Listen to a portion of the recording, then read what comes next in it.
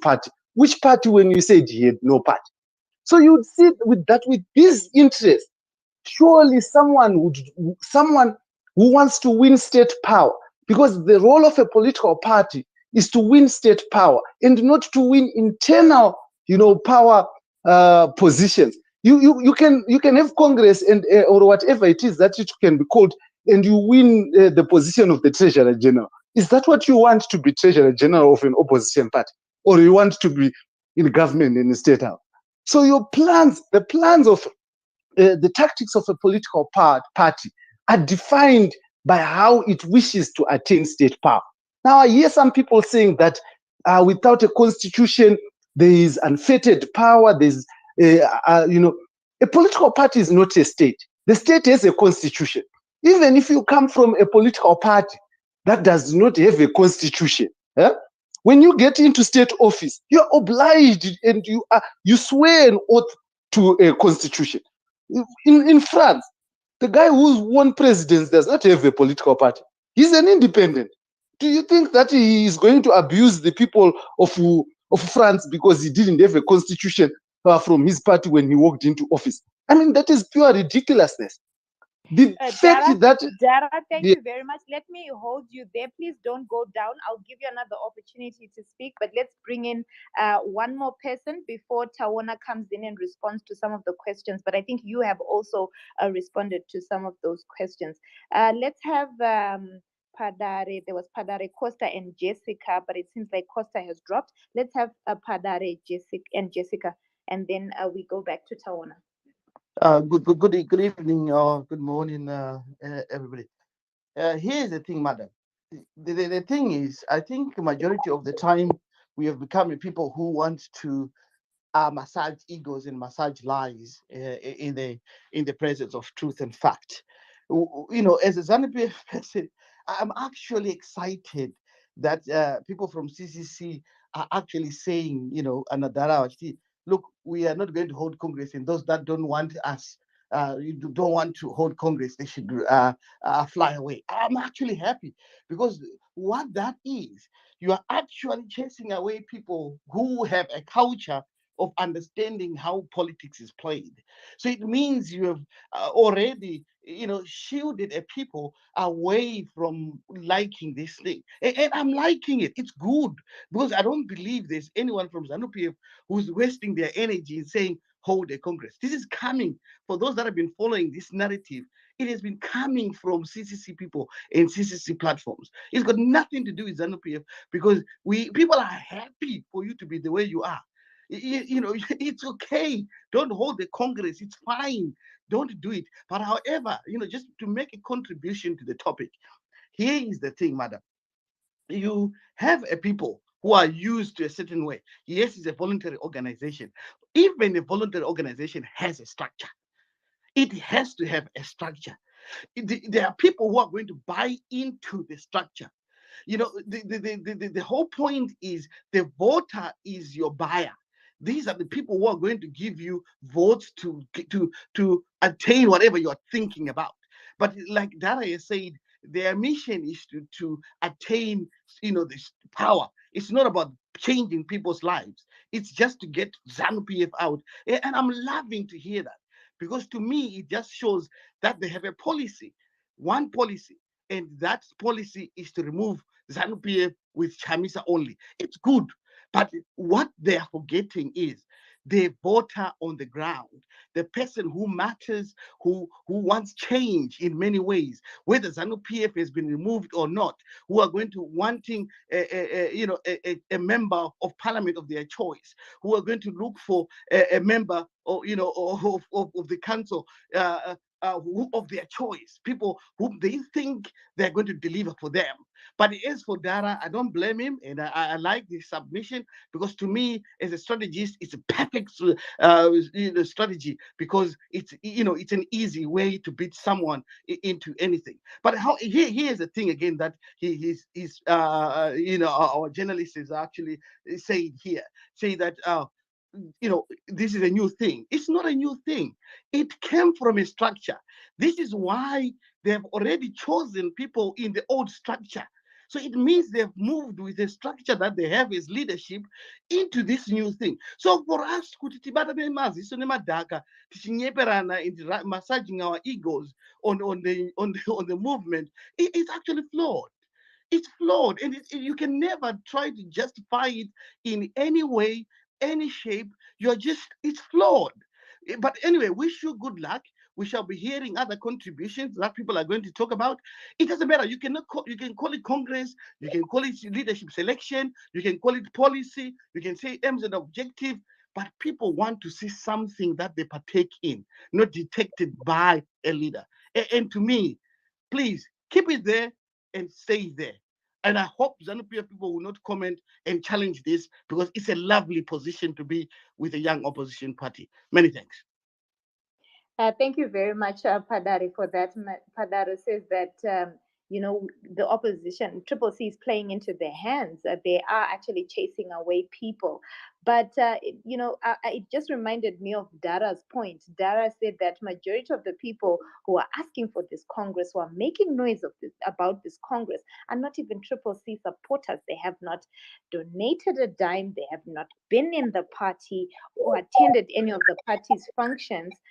But are calling for this. So thank you very much for that Yeah, submission. but madam, Jessica. before you go, you need to ask Dara if he has got names of those people that they are very sure that these people are not on the MDC channel. It's very flawed statement, because you don't know who's in there. He doesn't know the record of the people that are in there. It's a shame, and it's a shame indeed, really. Many thanks. Thank you very much for that. I hear you loud and clear. Our next speaker is supposed to be Jessica, but she's still connecting. Let's have Mr. Leo come through, and then Jessica comes through right after. Hold on, Leo. Jessica is here. Hold on, Leo. I think Okay. Jessica has a bit of network challenges. Just let Jessica speak. Go ahead, Jessica. Hi, Lynette. Can you hear me? Loud and clear. Jessica? Jessica, I can hear you. Okay, so Leo, go ahead. I don't know whether. Hi, Lynette. Can you hear me? Yes, I can hear you. I can hear you.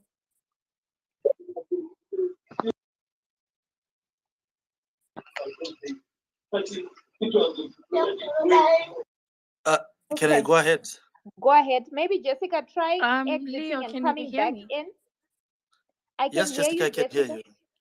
Oh, okay. Sorry, I was supposed to go after Padari, so I just wanted to make sure that everyone else can hear me. I'll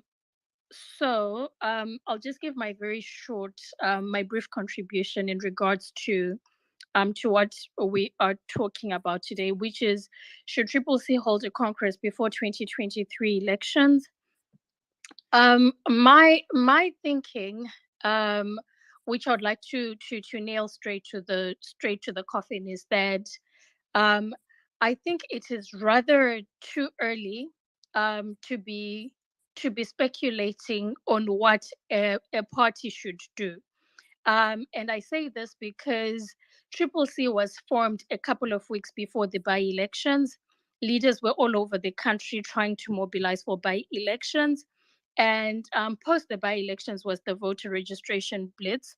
And since it is a new party, you cannot expect that everything is actually as it's supposed to be, as if it's a party that has been there for a very long time. Rome was not built in a day.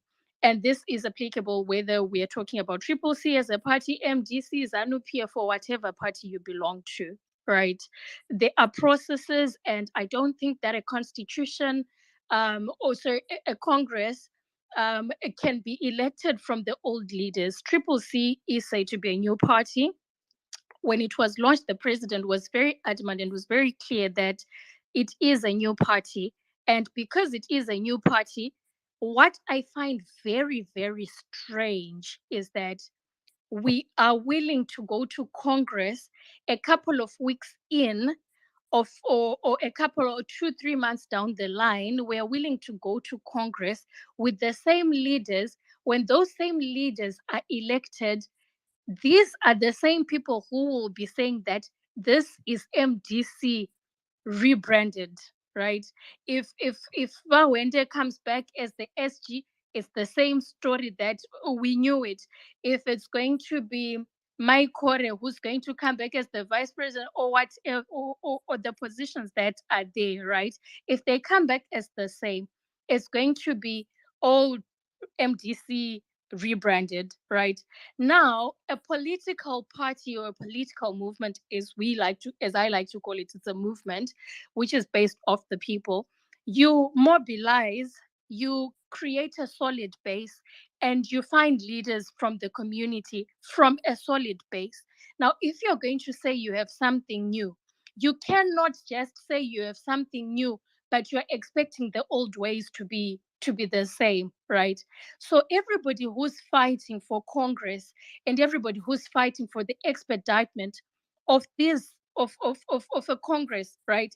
You're simply saying from the same people that you know, from the same leaders that you know, from the same pool that you have pulled leaders from 1999, those people that you know, you're asking them to go to Congress again and to re-elect themselves again. Now, where does that put, for instance, I'll give an example. I gave two examples of two gentlemen who have been doing absolutely great work.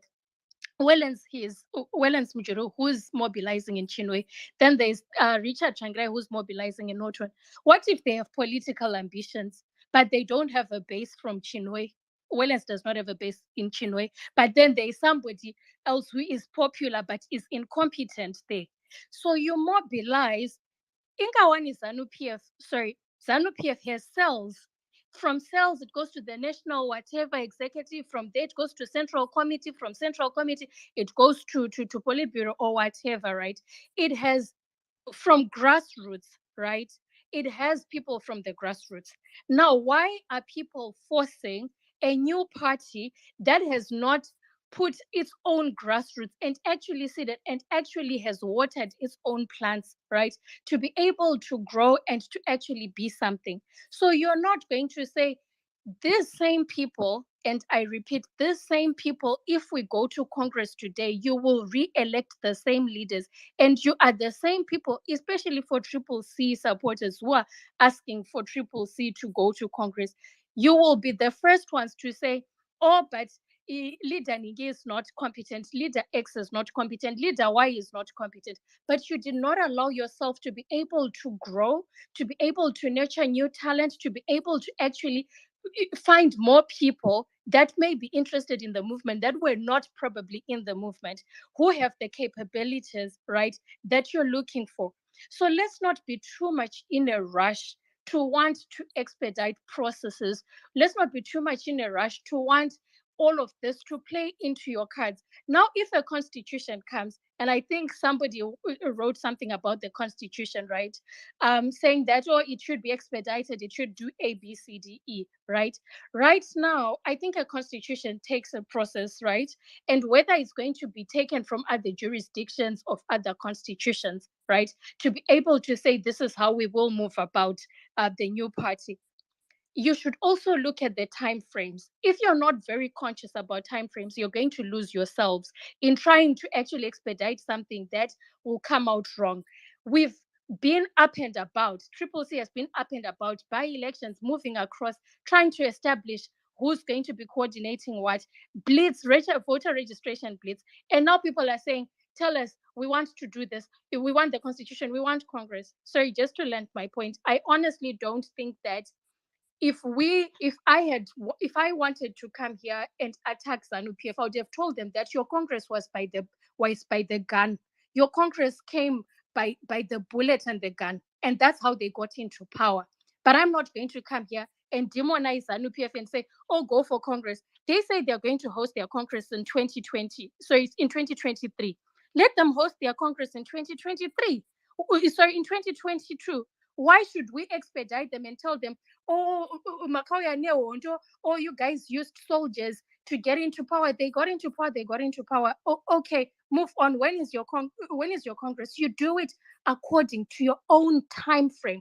But these same people that got in by hook and by crook and by the gun want to come and tell a party that is 3 months old to say that no, you cannot you're not being democratic. But they did not come in democratically. They did not ask. They did not go to Congress to be able to remove RIGM. Thank you very much for that, Jessica. I hear you loud and clear. You're saying it's too early to be speculating. Triple C is a fairly new party. And besides, if they even go to Congress, it's the same people who will come up. The people know their leaders. Thank you very much for that. Let's go to Mr. Leo. Mr. Leo, are you still there? Yes, I'm still around. You can hear me, Lynette, isn't it? Loud and clear. Go ahead. Okay, thank you. So my contribution is not based on whether the CCC is new or old, but it's based on basic logic. Why would an opponent tell you how to play a game? Why would you follow your opponent's suggestion before a contest? Is that wise? It is not about massaging his egos. It is not flawed. It's just simple logic. If Dynamos is playing Highlanders and Highlanders starts telling Dynamos to start Bill Antonio, already it raises eyebrows. Why is Highlanders tipping Dynamos? So at the end of the day, why are people like Tafazo Ngwadi, Richard Mahomba, ZANU-PF leaders, youth leaders they may be, but ZANU-PF leaders advising or urging the CCC to go to Congress? It doesn't make sense. Something is wrong, definitely. The CCC has come up with a system to choose leaders at different wards and constituencies. The system is different, but like the other speaker said, it is not wrong. They have come up with a system where citizens from wherever they are, let's say Highfields, choose who they want to represent them. It's their own system. We cannot say, no, I'm not a member. And I'm sure, of course, Padare referred to Dara as a member, but I'm sure Dara is not a member. But there's nothing wrong with it. They are coming up with their own way of governance, their own system, and it is working, or they say it is working. We have no right to say, hey, this is wrong, this is wrong. If they say it is working, they are part of it.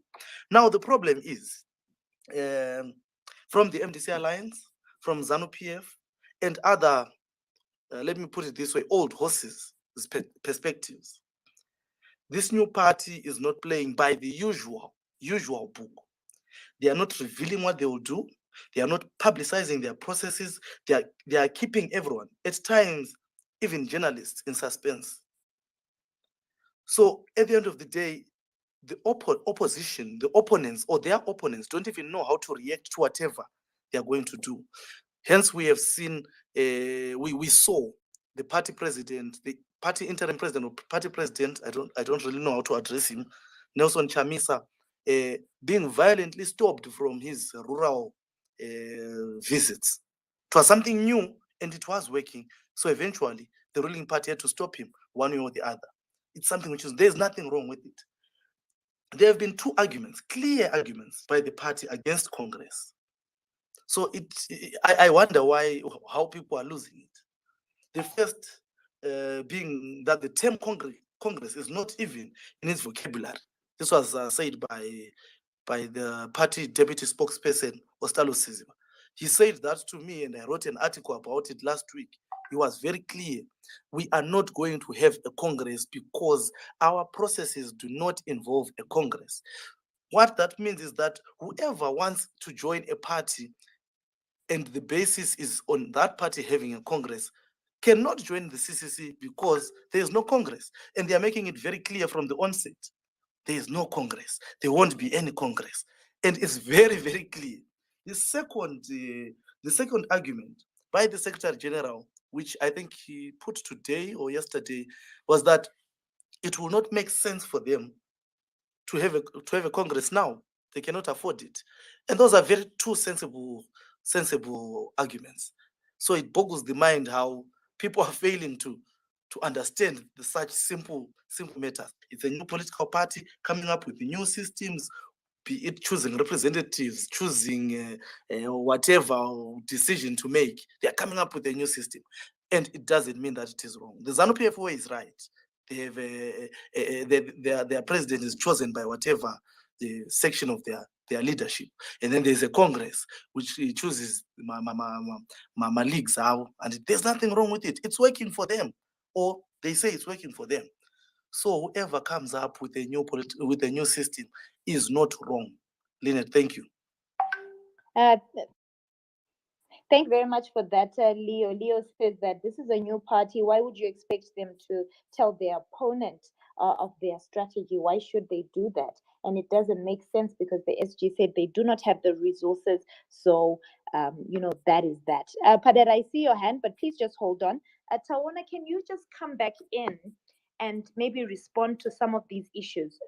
Not all of them. I will allow Dara also to respond to some of them. Even Leo is on. I hope Jessica is still here. She can also respond to some of the issues that have been highlighted. Like the first speaker, said that does this not open up the citizens to abuse? That is one question. And he says, this also just give absolute power to the leaders? And he also then says that the party is secretive. It's a digital party. It doesn't have a physical presence and on the ground, and doesn't have an address. This is what the first speaker touched on. Maybe you can come in, Tawana. Okay. Mr. Nzekete, I see you. I will give you an opportunity. Just hold okay. on. Okay, thank you. I think I'll go to the third question. I want to make it point clear from the speaker that the third question is more directed towards Triple CC leadership and members. I want to make it point clear from the onset that I'm not a member of Triple C, and I'm on this platform just giving political commentary as a political commentator, and I don't hold any position within Triple C. So I'm not in a position to answer specific questions relating to Triple C because I'm not a member and so forth. My commentary is only just best as a political commentator, not as a member of Triple C. I'll answer this, the first and second question. I think I think first and second question, they're interrelated, they're interconnected anyway, because they are talking about the abuse. I think the speaker had quoted Lord Acton. Lord Acton said, power tends to corrupt and absolute power corrupts absolutely. So the speaker has highlighted that in the absence of a constitution, does not lead, I think, to authoritarian tendencies, to the abuse of power. I would say, yes, I would agree with you that a constitution act as an institutional, guardrail, act as an institutional guardrail by providing soft guardrails. A constitution can act as a counterweight to the abuse of power, to the concentration in power. But having a constitution doesn't necessarily mean that you have tackled the problems of abuse of power. You have tackled the problem of centralization of power, because even the dictatorship, the autocracy, they have constitution, isn't it? Museveni has got a constitution. There's what is called constitutional autocracy, isn't it? Even the National Party of apartheid South Africa had a constitution. Even Adolf Hitler of Nazi Germany had a constitution. Then it comes down to the type and the quality of the constitution. So if you have a liberal and a progressive and a transformative constitution, that constitution can able, to counterweight the abuse of power, can able to act as an institutional barrier to the abuse of power, to the concentration of power, to the creation of culture of personality, the creation of big man syndrome. Thank you. Thank you very much for that response. Maybe I can come to Jessica. Jessica, coming back to you. Padare then said this is working in their favor. What are your thoughts around his submissions? He says that if you don't have a Congress, you're chasing away people. I think what Padare is saying, I'm sorry to say, but it's absolute rubbish. Him saying that us going to Congress, us not going to Congress is chasing people. Now, here is the thing. If it makes him sleep better at night, then that is absolutely fine. But my take will always be rooted in the fact that Triple C definitely knows what it's doing. That's the first thing. And we will not, and I'm saying this in the capacity of Jessica, I don't think it is good for us to go to Congress when we don't have strong roots, when we don't have new people, when we don't, because the problem is that if we go to Congress today with the same people that we purportedly are said to be the former MDC alliance, right? These are the same people who will be saying you are reinstating and you are putting back the same leaders that have been recycled since 1999. You know the song that all these people sing, you know. So for me, I honestly think that what Padare is saying, that we are playing into their cards, that's a lot of crap, because Padare is one person and I'm also one person, and I am saying that in a democratic society he should not be dictating the pace that I should move. Likewise, I don't dictate the pace that he should move on. And if they are saying that we are playing in their cards, it's playing in their cards in what sense? Are they sitting at the Shek building saying that, oh, now Triple C, we should now push them to do a Congress? No, Triple C is not going to be told what to do, when to do it, and how to do things, right? The opposition, yes, fine, it might not be the ruling party today, but time and again it has won. Right now, what we are focusing on as the opposition is mobilizing. We need stronger roots, and once we have stronger roots, where we can now actually get new people, that or people that are coming from the community. How if we're saying we're Triple C and we're getting leaders from the community, how do we get leaders from a community where we are not rooted in?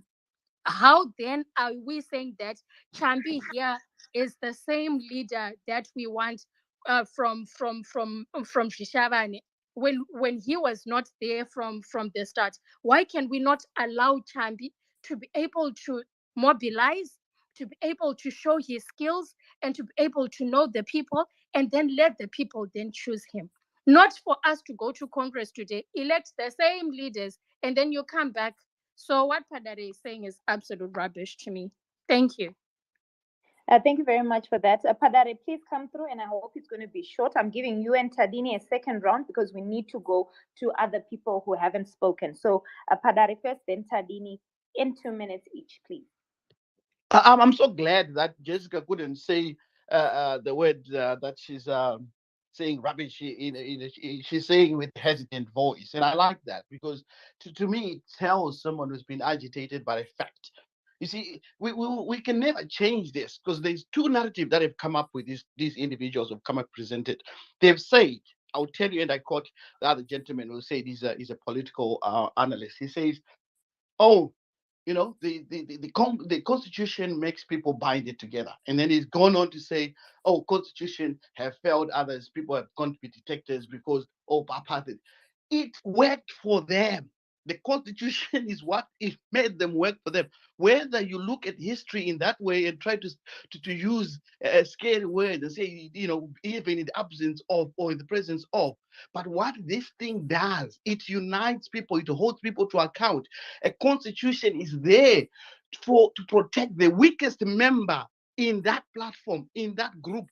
That's the reason why the constitution is there. I won't be so shocked.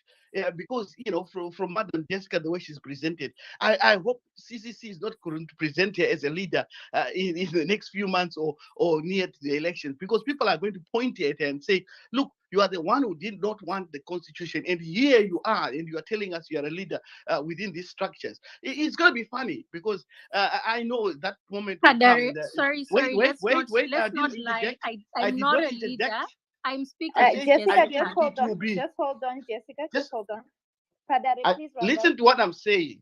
Don't rush. Listen to what I'm saying. I said it will be surprising, isn't it, when you're presented to the people in the next few months or so, or near to the election time, that Jessica is a leader of something, and yet there's no constitution that has come up to bring you into that formation, or the leadership contestation to bring you into that position. It's going to be lovely, and that's the time we're going to look at you guys and say, "Takambo, Tauri, they papa," say. However, just to learn, there is a point that a gentleman raised in relation to funds, which was raised by Wende, right? And that is a true narrative of a true statesman, I think, not to the position of saying, oh, the strategy, we're hiding our strategy from ZANU-PF. That's a layman's excuse. That's silly propaganda which cannot be hidden by anything, by a finger. You can't hide that. You know, what Wende said is the true factual things about politics. That's how politics is. It's very expensive. Hatina mari, hatina zakati. That's one statement. But you can hear, Madam Presenter here, that there's conflict of interest from the statements that the CCC supporters and those that hear their voice. There's a conflict in their narrative. That some are saying it's about strategy, some are saying it's about money. What is it about? What is this constitution about? It means the people don't know. It means there's a lack of unity, there's a lack of one movement, there's a lack of constitutionalism and the constitution. But this is why Fadare, people we are already confused. know that, Fadare, if I can just interrupt you, we already know that the constitution, you know, all these people are just speculating. They haven't seen the constitution. Maybe the leaders, like what other speakers have said, Yes. are keeping their cards close to their chest. Yeah, but Madam President, I've already said that these guys already know, because they've already selected leaders. There are leaders there. Chamisa is a leader, he's already been selected. You've got an interim leader. Even if there is an interim leader, they have a selection process that they've used. But they need just to be open to their people, that we have a process that we have. We've already chosen our leaders. But the problem is. Just hold on. I'll give you another opportunity Thank to you. speak. We need Thank to you. bring in other voices. Tadini, please go ahead. No, thank you very much, Lynette. It's becoming a very heated conversation, and this is because the political parties usually focus on themselves and then they avoid us, the voters. When we look at this issue of Congress, you know what, CCC is not supposed to be concerned about what ZANU-PF is calling for. It's supposed to be concerned about the promises that it made when it formed itself. And I've been reminded of one of those promises by my brother who has been listening to me, who's a very high-ranking or at least highly involved in CCC. I will not review. And he, as we're speaking, he said, go and look at the rallies. And on those rallies, the leader said he himself is interim and all the other leaders are interim, and they shall be chosen by the people. So the question about Congress, they shouldn't worry about ZANU-PF. They should just be worrying about fulfilling their promise to the people. And it doesn't have to come through a Congress. It has to come with them clarifying how a leader is going to be chosen and how Tadini, a leader allow me to interrupt you, but is that not what's happening? It's the people on social media and other individuals who are now saying, what let's go to Congress. And some of these people are being, you know, people are saying that they are not even triple C people. So maybe the leadership is working on this. Remember, they, you know, they lost a political party name, lost a building. So maybe they cannot come out and start telling everybody what's happening until they have a concrete plan. And I am not asking them to do that. I am saying they should just keep their promise to the people. And the promise is that they say the people will choose the leaders. So if they have a means of communicating it to their people, and their people, their supporters, and their supporters feel active in terms of leadership selection and leadership demotion, we will not have this question about Congress. I told you when I spoke before, no one can force CCC to have a Congress. Only CCC can force itself to have a Congress. Not even the law of the land requires them to have a Congress or a constitution. However, they will be held and bound by the words and promises that they made to their own people. And they shouldn't be worried about ZANU-PF. They should be worried about their own voter, because the voter is going to say, as a social democrat, are you standing up structures that represent democracy? And am I actively involved in that? They will not care about what ZANU-PF is doing itself, because the majority or who feel inclined to support CCC are departing from the traits of ZANU-PF. So you cannot then use ZANU-PF as your smoke screen to say I'm behaving in this way because ZANU has behaved in this way. So when we say that, I think that is where the key is. So if this question is being asked by people who are genuine, the party should just maybe communicate with whatever means that it chooses to say this is how you elect your leader. And I'll point you again to say why this is a leadership issue. They always raise the question of Mama Kupe, who now is walking around and even representing the party and even handing out flyers. We saw her not a couple of days back. The supporters are going to ask, does this mean that she is now a leader? Does it mean that she has rose up the ranks? What exactly is happening? So this is what the party should be concerned about. It shouldn't be concerned about ZANU or what ZANU-PF leaders are saying. It should be concerned about its own people. And I'm not saying currently it's not doing it. I'm saying this could be the root of this question.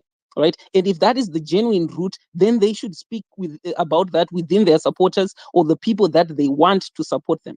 When I come to CCC, I come to them as Democrats, and I am saying as Democrats who made promises, this is what is expected. And it's not only about that, it's about also their international partnerships. And I think they should really depart from focusing on what ZANU-PF is saying. I think ZANU-PF comes into this to try and blow the trumpet and say, look at these people who were Democrats, look at how they are behaving. So ZANU-PF might not necessarily actually be involved in this conversation for them to have a Congress. It might be involved in the conversation to escalate the voice, to say, hey, look, Joshua, hapana selection, murikunyeperwa kuti ndimi muchasarudza, makanzi muchasarudza vatungamiri. How have you selected a leadership? So it's really a question of how does leadership evolve.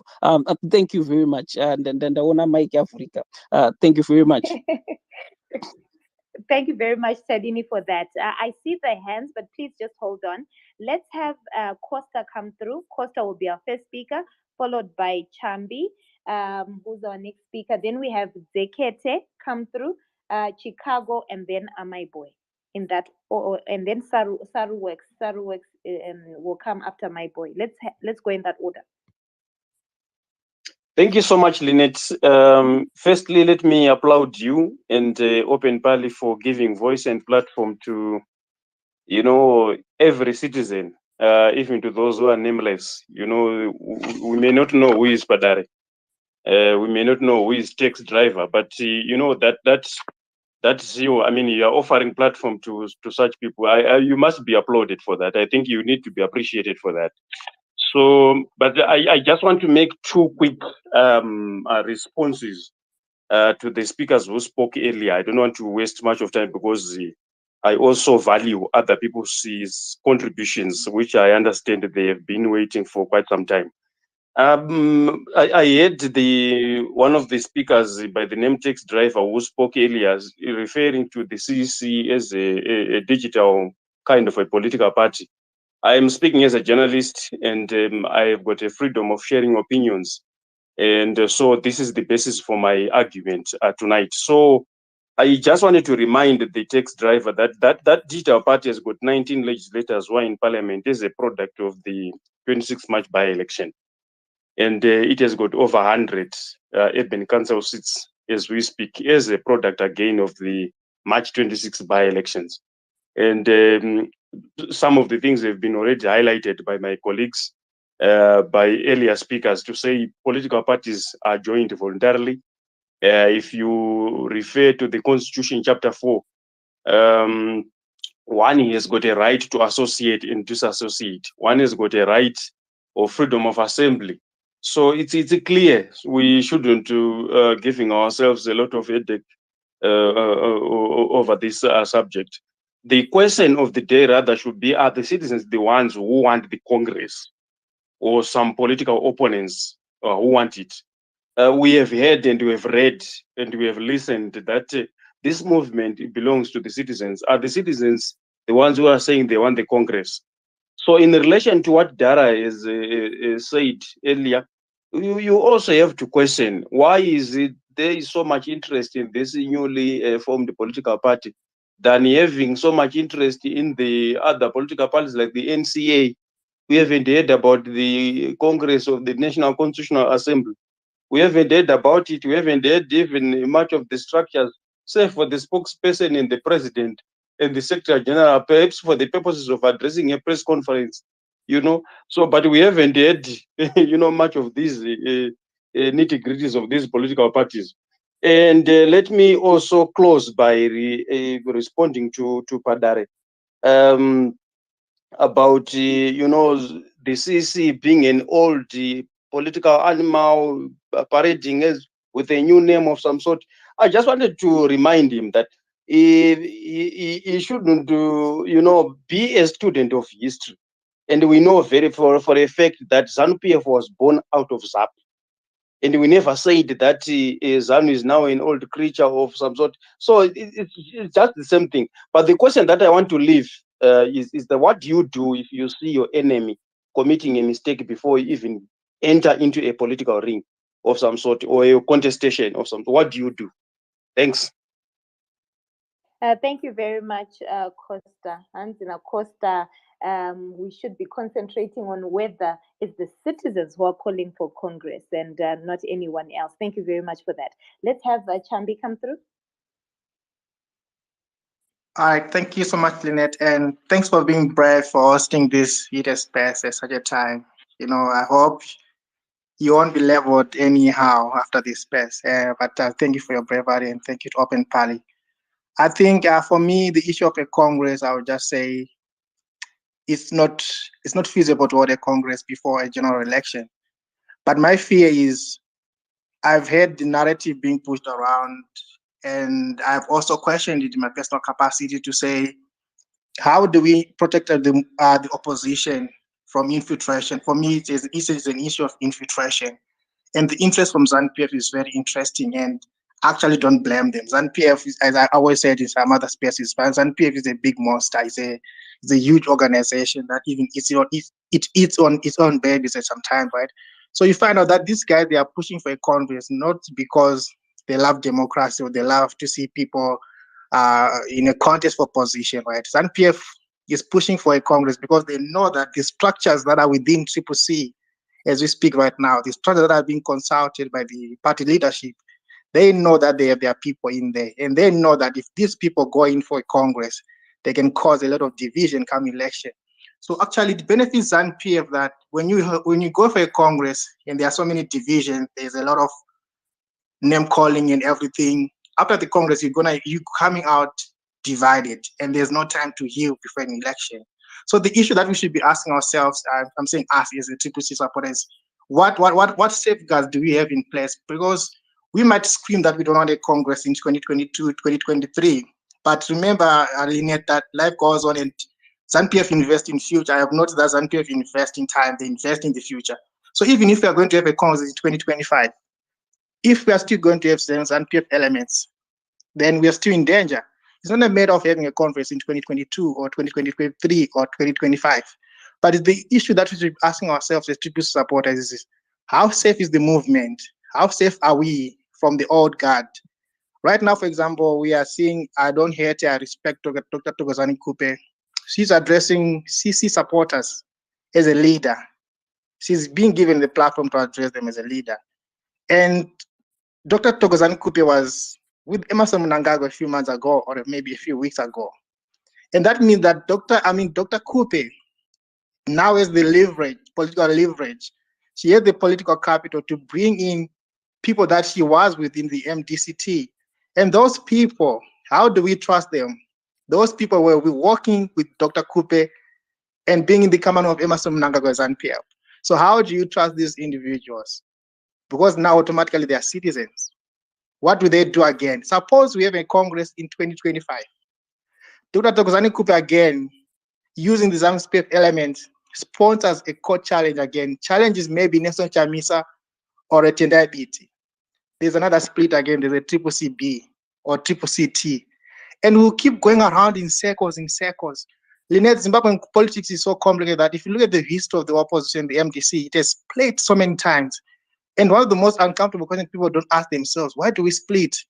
Why did we go to a Congress where a popular Nelson Chamisa lost to Douglas Monzora? How did we end up having Obed Gutu as a spokesperson?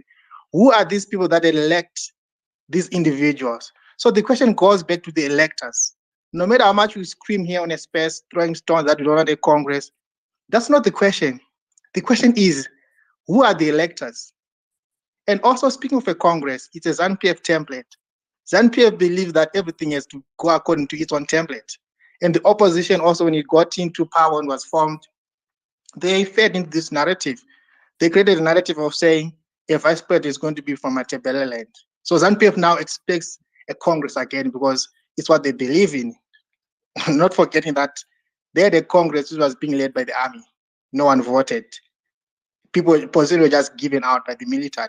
So the issue, Lynette, is, and I just want our fellow CCC supporters to think deep about this. If you as a CCC supporter, you're in this space, or wherever you are in Magunje, if you are to see a meeting taking place for CCC, and you are not aware of that meeting, you should be asking yourself questions. How come I don't know this meeting, but I'm a CCC supporter?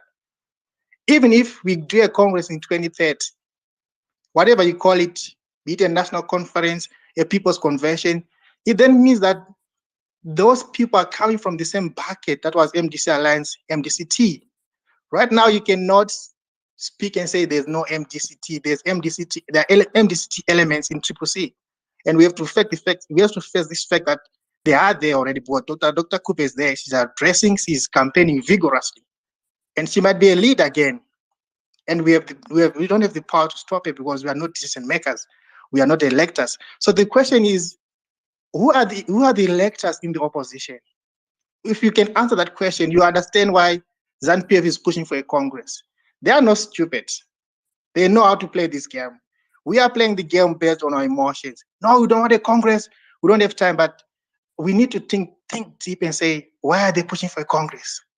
Who are our electors? If, for example, I would ask anyone in this space who call themselves a CCC supporter to just ask themselves in their respective words, but who's the ward chairperson? Who is he? Who voted for him or her? If we can answer those questions as CCC supporters, then we are home and dry. It doesn't matter if we're going to have a Congress today or tomorrow. It doesn't matter. What matters are the electors. Even if we are to remain with the same elector that put in Dr. Kupe, if we are to remain with the same people that once voted for Obed Good, if we are to put in the same people that once voted for James Maridadi, we will still have the same problem of splits and splits again. And you hear Emerson Mnangagwa say 2013 and cheapo. They're investing. I would say this is very uncomfortable, but I've just analyzed some things. The regime has invested in the opposition. The junta is stock in CCC as we speak right now. And they don't have stock in people that you see on the streets that make noise or that question things. They have stock in people that are loyal and they know how to capture the party. They come with money, they send individuals with money, they know the opposition is broke. They send individuals with money, they send individuals that look like influential, they support the movement, they make noise a lot, and those people get to be leaders. And then they'll spoil the party at the 11th hour. And we should be careful what we call leadership in the CCC. Right now, people are saying we're a new party. And the most uncomfortable question, Lynette, I ask myself and I ask some of my friends, like, I'm seeing meetings being held. There are no rallies, no flyers, no posters. And some guys told me that these are interim structures being consulted. Then I said, okay, suppose these interim structures are going to make decisions, right? Based on whatever they would have discussed. That means then there's no fresh blood coming into the movement. You're still going to retain the same structure. And this has always been my case that you cannot remain with the same people that elected, people that become problematic. Who's giving, for example, Dr. Kopezan the floor to address people, to address supporters? Those are the key fundamentals that you should be asking as supporters. Let's not be emotional because I don't care about the Congress if it's held in 2018. I just want to know who are the electors. If I know, for example, Jessica is a chairperson of a district, if I know, for example, Patna is a chairperson of a district, I'll get happy on the other side, I'll get what on the other side. So for me, it's about electors. It's not about having a Congress. It's about who are our electors in CCC. Who are these people? And I'll just end here. Thank you so much, Lynette. Thank you very much, Chambi, for joining us and for throwing in those insights. Let's move on to Zekete. Please, Zekete, join us on the platform. Thank you very much for joining us. I know you had a whole thread talking about the issue that's up for discussion today. Please go ahead. Thanks, Lynette. Thanks for the floor. Thank you for hosting this space. I just want to say a very uncomfortable introduction to everyone here, especially CC. I will call you CC people because you're not even members. We don't have a constitution that defines who is a member and who is not a member. So I'm going to tell you that we do not have any status in the CC party. You are just like munarikubika mapoto, hana marriage certificate. A constitution gives you rights, gives you obligations.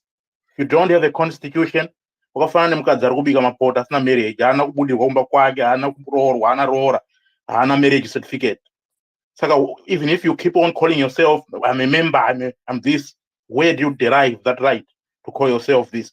And I listened when my brother Chambi was speaking, and he was asking a question. When Kupe came in, who is he? He's already addressing members. Where is he deriving that power from? And you know why, Chambi? I'm going to answer you. Because we don't have a constitution that defines who is a member and who is not a member. And that is the political uncertainty that arises when you don't have a constitution. In fact, I can tell you now here, if we hold a Congress, even in 2025, Kupe is eligible to contest. Why? Because she joined before you have a constitution. If you don't allow her, she will take you to court and argue that she was already a member when you eventually have a constitution. And she is eligible to contest for any position. And this is why when I talk about the constitution, it's painful to me because I'm already seeing infiltration happening. The infiltration we are trying to avoid by saying we're not going to have a constitution, it's already happening because the constitution is like a lock on a door. You know, that lock on a door, it allows other keys to enter, it doesn't allow others. That's what a constitution does. It says a member is someone who is like this. This is a person who can contest for legislative position. You need to have been this and this and this and this. You need to do the following to protect the party and do the following and the following. We don't have all that. We are just a get-together organization at the moment. And that's why we are saying we need a constitution, we need a Congress. If you don't have those things, infiltration, you cannot stop it. That's the introduction I just wanted to make so that people are aware that as you call yourself a member, you're just lying to yourself because a member must be defined by a constitution to say who is a member and who is not a member. So we are not members, we're just people. Organization. That's my introduction. Then the second thing I just wanted to mention is that from the conversations we are having here, it's very clear, and although very painful, that we are not ready to govern. We are not, because we don't have the organizational and institutional capacity to govern. If you say, for example, people were saying, oh, we don't have money. You know what that tells? If you tell me as a voter, you are not going to Congress because you don't have money, then the next question I ask myself is, are you even ready to govern? You propose a woman and say you want to marry her, and then she said, let's have a marriage, and you say, oh, I don't have money for the wedding.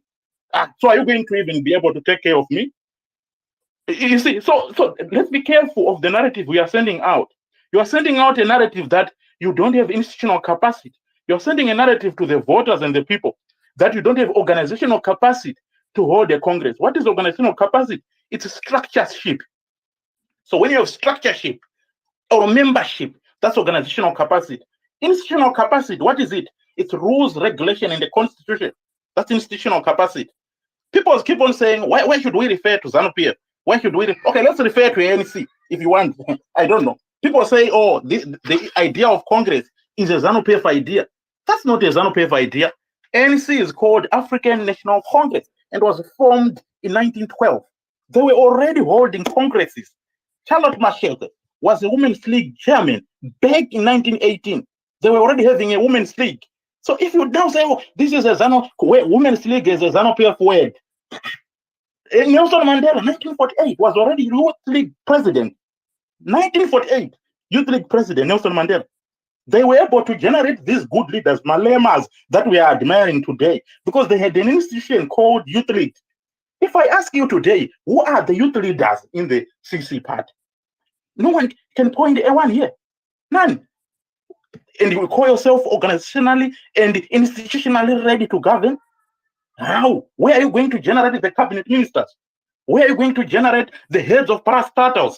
Where are you going to generate the permanent secretaries? You see, that's a challenge I'm having when I'm listening to the discussion in terms of whether we are ready to gather. Probably we are preparing for 2028, I don't know. But in terms of an election next year, we need to demonstrate that we are ready for it. And you don't demonstrate by running away from challenges. Say, oh, we don't have money. Oh, we can't even have a Congress. Because people begin to ask, are you even ready for next year to hold the election or to participate in them? That's the issue I wanted to raise. And then people keep saying, oh, a political party is a voluntary organization. You can, if you want to leave, just leave. Oh, you just keep saying you formed an organization 3 weeks ago. You're already opening the door for people to leave. Oh, please, guys, please, let's be serious. You want to build a party, and one angle you are saying people must leave. By the way, remember, the sovereign voting right lies with the people and not us. The people who vote out there are the people. They are the ones who elect leaders. Ukandiudza pano kuti kana usingadi buda mu political party. Oh, people will just leave. Let me just tell you an incident that happened. 2 incidents that I remember, and that why I am speaking the way I'm doing. In 2013, my uncle was an MP in Chipinge South constituency. And at the time, I was accompanying him at the time. You know, Mike Makuyana, that's his name, for those who want to Google. Mike Makuyana was the MP. And we were going around, people were complaining, and they were saying they are not happy with what he was doing. So I thought in my mind, when I went back to university, because I was still at the university at the time, I thought MDC, it was MDC at the time, I thought they were going to hold primary elections. So I even told my uncle that I don't think my elections are. To my surprise, that's okay. We are the party has resolved that the MPs from 2008 are the ones that will contest in 2013. So automatically, that means my uncle was now in the race, the general election. Why? Because we don't listen to people. We ended up imposing a leader, and the argument that was given why that MP was imposed, primary elections. We are afraid of infiltration. ZANU-PF not infiltrate. Saka tongotora ma MPs are in 2008. Tovati ndo vari kucontesta for 2013. Vakadyiwa ndo patakabva pa ZANU-PF 2/3 majority. I'm going to give you a second example. In 2018, at Irimbi Growth Point, this is now Muscavan constituency, Prosper Mtseyam akauzwa nevanhu kuti we elected you in 2008, we elected in 2013. You were absent pese padai kuvhotera, and we're not going to elect you. Tikatobva ipapo tichiti Prosper anotodyiwa tichaita ma-primary elections. Takazonzwa kuti aiwa Prosper atransferiwa akunocontesta kudangamvura Chikanga constituency. What then did the MDC do? They then imposed mwana wandabading stole kuti aite MP candidate muMuscavan constituency. Why they were doing this? Arguments that infiltrate. That's why we can't hold primary elections. You know, we are afraid. We don't have money. We only have a budget for elections. I need to interrupt you, but please round up. So while they were doing that, ZANU-PF was holding primary elections. So their candidate ended up winning. So what I'm trying to say here is, listen to the people. Don't impose decisions on them. In fact, you can't call yourself democratic if you don't listen to the people. Listen to what they are saying. What I'm telling you now, what people are saying. If you are saying at one quote, I'm just going to tell you one quote from a villager from my area that a colleague of me was saying. He said, no one is going to force CCC to hold the Congress, but they should also know that no one is going to force us to vote for a party that does not listen to us. So no one is going to force you to hold the Congress, CCC as a party, but also know that general elections next year. That's why you have to listen to the people, because you derive your power from them. Thank you very much. For you. I have a quick question okay. for you. But the same party went into a by-election without a constitution, without any mandate from Congress, and they still did pretty well. What has changed now? Maybe can you respond to that in a minute? I know it's difficult because I want to give others an opportunity. Thank you very much. That was one point I wanted to raise, but because of time, but thanks for you have asked this as a question. I'm just going to, people keep saying in the recent by-elections, we won because we got 19 MPs. Where are we fooling ourselves that we won? We lost 2 MPs. zvakafanana nekuti wanyora maexams wabuda ne8 A's pobva panze paito rewrite wobuda ne6 A's. What I know, this is a separate examination, therefore 6 A's is good for me. No, we lost Epworth, we lost Mutasa constituents. Let's remember this. Epworth is 76,000 voters, registered voters. In fact, from what is happening with the census that is happening, those are likely to be 4 constituencies. That is through delimitation exercise. Those are likely to be 4 constituencies being generated there. So this idea that we won because we now have 19 MPs after losing 2 MPs, with the current status of the economy, I expected 100% because these are only by-elections in our constituencies. These are not general elections ever. ZANU-PF is actually happy. You know why ZANU-PF is happy? Because they were able to pick 2 MPs from our strongholds. So we didn't win. Let's not fool ourselves. We did well, but not win. ZANU-PF is happy. That's why you see. And this point I want to make it. Thank you very much, Lynette. In the last 1 month, Mnangagwa has visited Epworth twice. Ask yourself why. In just 1 month, a president visiting one area twice. He went there to campaign. He went there last week. And they are already preparing for 2023. They have finished their provincial elections. They have finished their youth league elections. They are conducting their women's league elections right now. We can say, oh, but that's ZANU-PF. But that's how an organization is built. You don't have your own template. Thank you very much. Thank you very much for that. I will not summarize that. You heard it by yourself. I see people raising their hands. I'll give you an opportunity to speak. So after that was it Chicago? Is Chicago still here? No. So let's have Saruwaka. My boy. Okay. Let's have Saruwaka while I add my boy back up. Saruwaka, thank you very much for joining us.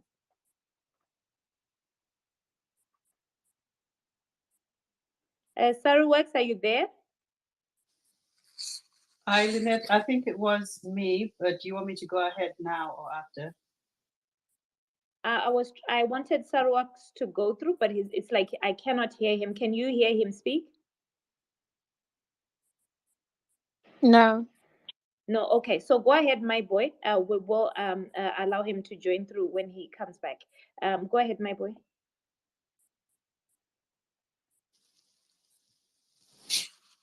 Hello, Lynette. Can you hear me? I can't hear you. Yes, I can. Okay. I can hear you. Please go ahead. All right. Okay. Thank you. I don't know. Thanks for adding me back. Hi. Dafara wasiomene wabhuroreketa saka ndochoite fellowship ndochoite speak ngeShongrish. So right, changoti gaga handite zvemazuva ese nasi ndichakurumidza. Triple C is a public body handiti, and vari kutsvaga mavhoti kupublic yacho, but maitiro avari kuita so far ari exclusionary. Ari kuti aiwa tine chinhu chedu. Chamisa wakatotange kuti cut and paste ZANU achiti chinhu chinotongwa nevene vachona. Akutotedzera, but vene vachona havachazikanwi kuti ndiye oga here kana kuti ndiye nama here nasiziva here, ngekuti amweni acho angori absent. Huenda akatotwite ochoitwe attacked. Saka hatisi zvatombodzwa kunzi masupporters macitizens ese tombonzi ndechemunhu wese, kwezonzi tine leadership yedu hatisi kuda infiltration. Ndafare hangu kuzwa amweni achiti acknowledge kuti the organization is too weak to be a party, and they're too afraid to go to Congress because the weak leaders will then get the leadership. Ndafenge kusheka niko ni. Hi. Saka chakubhiroite kunge chipersonal club. Isu ana my boy angode kuvhota on principle. Chochorashwa kubhirorashwa kuzhe kui aiwa muri zvituta zvedu imi ngoziyai kungovhota yellow basa, hatisikazi kupiwa mukana wekuti tichiti aiwa tikuda uyu ngeuyu aya ngaambomira. Saka zvakaoma chipersonal club. And then saka muchaona anhu aya kaya kuti ko zvino wenyu party hatina kumboita 20 years pachaite mari ka anhu waende kuma-election, amweni wowe kare uchoite win toti anhu angoitezve blindly vote for the same people pachaite mari kapa. Zvino public funds dzingodeka public accountability. Saka kuti tiziye kuti chinhu ichi chindoite deserve public funds zvingofambe sei. Pamweni vamwe vari kutya kutaura kuti congress vari kuda kuti izi convention. Pamweni havasi kuda kuti inzi constitution. Ingobviro iti terms of reference zvingoita mwachewe. Saka my boy, sorry to interrupt you, but vamwe vari kuti infiltration. Tikaenda kucongress panoita infiltration. Vanhu vacho vari kuti ngatiendei kucongress havasi mamembers eCCC. And tikatarisa zvakamboitika kumashure uku, havana kunge vanhu vaiti havana plan, Chamisa haana plan, but akabuditsa one kajoka just before nomination court yavhara. Don't you think that's what he's doing now? How do people know that the failure by Chamisa to actually follow the tenets of constitutionalism doesn't make him the infiltrator? How do we know Jessica right here is not the infiltrator? What is the clearance process of clearing Hopewell, of clearing Chimama? How do we know that Chimama is quitting a stillborn baby because she's actually recognizing infiltrators? How do we not know? How do we know that pamwe lini ndasomone umwe akasukwere ndo mainfiltrator? Sorry president wepadefault ndikukuonai muripo. Saka kuti tipindure mubvunzo iwowo mwachewe, zvingode tine measure ngecalibration yekuone mwero weinfiltrator, kuti infiltrator wakabviro dini, ngeuyo ngorare ngeamweni anosapote zano here. Ndakaone svondo ino yapfura iyi, anhu amwe achiite fingering, amwe achoite fisting papicture ibodziyo. Saka you can never know. A criminal is not a criminal until they commit a crime. So that one is a lame excuse for not following due procedure. Thank you very much for that, my boy. Aiwa mwashuma kuti hai atiho mochofarise vamwe morambe makadzvanya ipapo ngekuti mari yenyu mesi at least tingoione mashandiro ayo.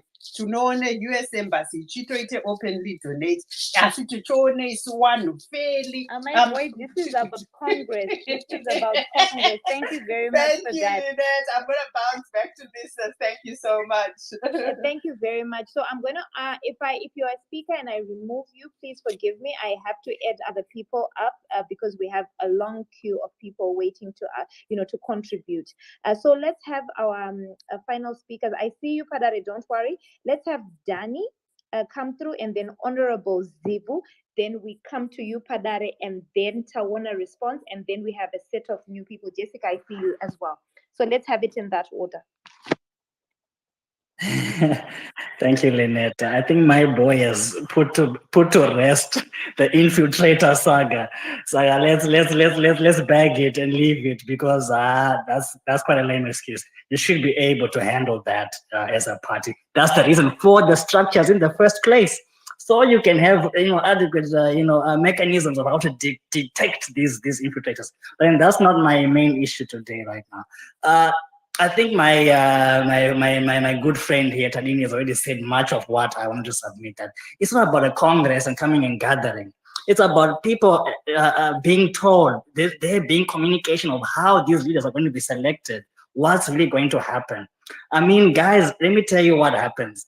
When you don't become a government if you're in opposition the day you win power. You become a government the day you decide that I am this political party, I am this political activist, I am this political person or actor. That's the day you, and then the way you handle things, the way you do things, the way you conduct yourself has to be a reflection of how you're going to do, how you're going to perform, what you're going to do when you're now in government. So currently we are not seeing this democratic process that people are yearning for as things may be. There are promises, yes, but then we don't see the action. We don't see now, I think it was the deputy spokesperson was saying there will be no Congress, there will be no this, which is a completely different communication from saying, okay, you know what, currently we don't have money. We are working on it. If we can raise that money, we can do this. If we don't raise this money, this is the kind of process we're going to try to follow. It's kind of tight, but then we are working towards it. But no one is saying that. No one is saying, TD Congress, that's why infiltrate, which goes back to why, you know, everybody's now saying that this new baby kind of looks familiar. This new baby is a baby that we have seen, is an old person we have seen before. And that old person actually failed completely to achieve its ultimate goal. So guys, it's not about chanting for a Congress or whatever. It's about showing us that you are a democratic party, you are a democratic movement that is democratic structures. That's going to allow other younger, newer faces to come through those positions. Why should we always have the same guys? Is it because we are trying to protect the current leadership there so that they don't get removed, so they can also have a piece of the pie? Is it for people like Coupe to come back into power? Dan, let me jump in and ask you a question. Somebody else raised this question earlier on. Where's the logic in telling your opponent your strategy? They have gone through trials and tribulations, and they're deciding not to share their strategy. And then you say infiltration is a lame excuse. Having structures is not a strategy, it's just good practice. You know, you can just show your opponent that, okay, we got good practices here. It doesn't cost you a thing to say, okay, guys, we are being democratic. Because the point of the matter is not to show your opponent anyway, it's to show your voter who is your main asset, who is your capital. Capital, you know, political capital is the citizen who then votes. So it's not about saying our strategy. The Constitution is not a strategy. It's a way on how you work. It's how people see this is how you operate. These are the positions which are available for people to take up and then lead as well. So I don't know why people are talking about strategy when it's just standard good practice. Akuna company a memorandum of incorporation or association, whatever you call it. It's not what director my powers. I cannot die so and stuff like that. Akuna zungu zakadaro. And my boy said there's a lot of money involved. It's like how strategic is that to say isn't it strategic to say we've got these structures, they are robust, they are solid, so you can donate to us money and it's safe?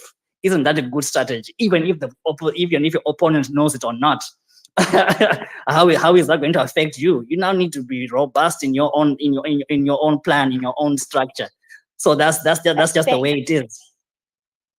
Thank you very much for that, Danny. Let's have Honorable Zivu. Thank you very much for joining us. Please go ahead. Thank you very much, Lynette, for giving me this opportunity. I've been listening to people making some comments, but Regandit Advocate Chamisa is not that passive as many people might think. The guy, what he's doing, and the two cards that he's playing around with.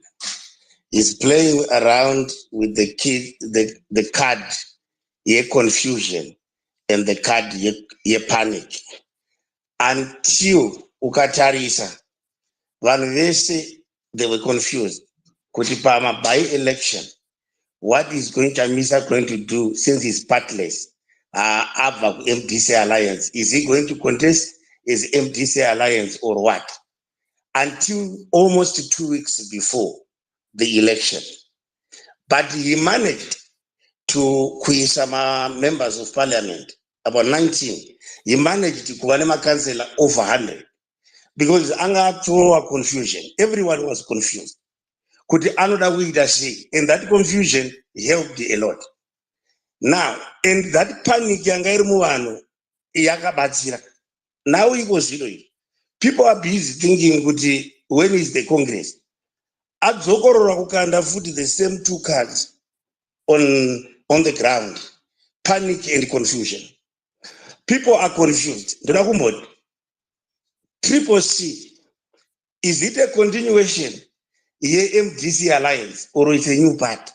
Kana iri new party, it means that everyone is free to join. Vakomana Chamisa zvavakangoita, the whole thing about CCC iri pazita rokuti citizens. Ingori party yema-citizens auya who are thinking kuti katikabatana tinoita change. Saka inini I am a citizen. Iwewe you are a citizen. Everyone is a citizen. Saka what it means ndezvokuti chero munhu ari kuZANU-PF anogona kuuya kuzojoina mamwe ma-citizen. Vari ku-MDC alliance vanogona kuuya kuzojoina mamwe ma-citizen. But at the moment hakuna anozviti ini ndiri we-CCC because hapana pamakambonoregister, hapana ane membership card. You people are not being registered anyway kuti uri member ye-CCC. But still pasina pakamboregistwa, vakangowina ma-MP vakati zvakangodaro, akaita rally inongozara zvakangodaro. So those vari kudawo Congress ndevamwe vari kudawo ma-positions ekuti vagadzirirewo kuita ma-candidates ekuita ma-MP, maybe nema-councillor, maybe nezvimwe zvikundla. But Chamisa ari kungoramba achikothrowa makadzi ake to a confusion. Iko zvino even ndanzwa vamwe vachibvunza kuti Madam Kupe cannot claim anyway kuti inini ndiri member ye-CCC. Vakajoina kupi?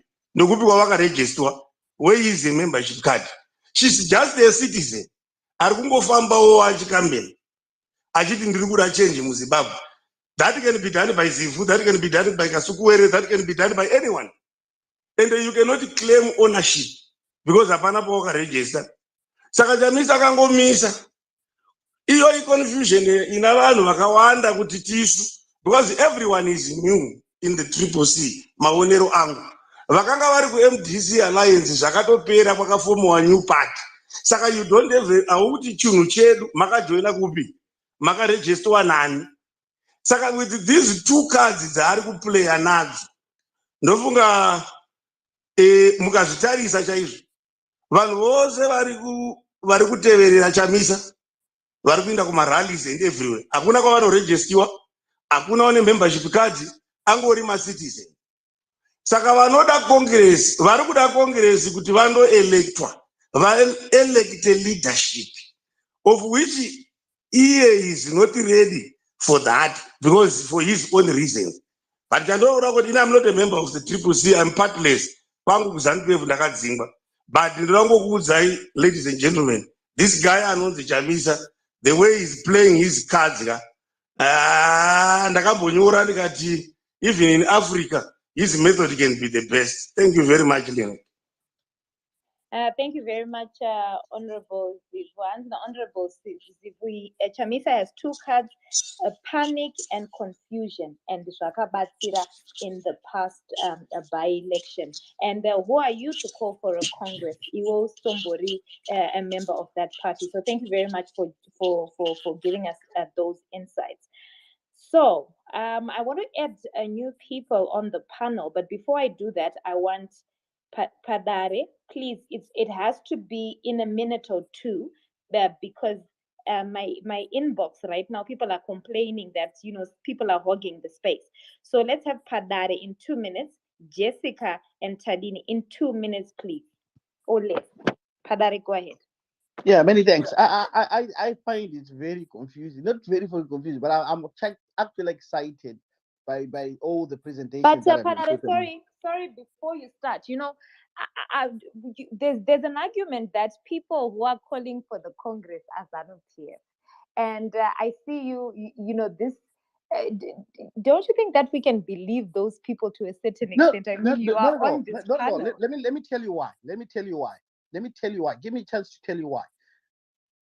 The fight between MDCT and MDC and Chamisa has never stopped, right? It started when Chamisa was, it started when he was failed by his own constitution of MDC. But what he did, and this is exactly the same thing that they're trying to do again, to use ZANU-PF in order to beat Monzora. That's what it is about. It's got nothing, because at the end of the day, we know that they don't have the machinery to beat ZANU-PF. They won't be able. They'll never get close, and that's a fact. So, but what they're trying to do is to beat Bamonzora, and by saying that everything is to do with ZANU-PF. Now they are using that ZANU-PF people are calling for a Congress. You've got an honorable here. He's a ZANU-PF, he's a ZANU-PF man. He's telling you that he appreciates Chamisa's tactics. And he's not calling for he's never said go for Congress. Nobody really cares. It actually works in ZANU-PF's favor for him to stay as what he did. And let's be factual, because it is actually, we're not doing a great credit to the next generation with the level of journalists that come up here and actually not do us justice by actually investigating these stories to the T. When Chamisa came about, he told people that he was going to give them that ability to vote and choose their own leaders. It was never just about citizens. The citizens that, let us not fool ourselves that he is traveling with the citizens. No, they have a leadership. I've already said it earlier. They have a leadership that is already choosing and electing and pushing in leaders, and that's a known fact. And the win of the by-election has got nothing to do with Chamisa's tactics. It's got, I don't know where people have learned tactics. It's got nothing to do with Chamisa's tactics. That was a given thing. It was a given thing. There was a big divorce between Chamisa and MDC, and the leaders who had chosen were definitely going to win. They were going to win because there was a protest vote. That was a protest vote. It had nothing with their ability to perform in parliament. They have got nothing to prove, according to their names, that they've actually changed people's lives. So there's got nothing to do with anything, but it was a protest vote from MDC, the fight that they had. And Chamisa has already shown, and is always shown, that he does not follow constitution.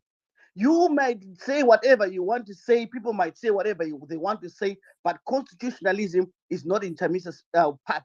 And protest vote is what he's surviving on. That's his strategy. That we can give him. I can give him that strategy, that he uses people's emotions. He uses people's, right now saying, oh, it's ZANU-PF position. No, it's not ZANU-PF position. Go. If Zimbabweans are really going for to create a better democracy and strengthen its processes, then him, as he is saying that is that leader that's got that change for Zimbabwe, he needs to show it by doing it.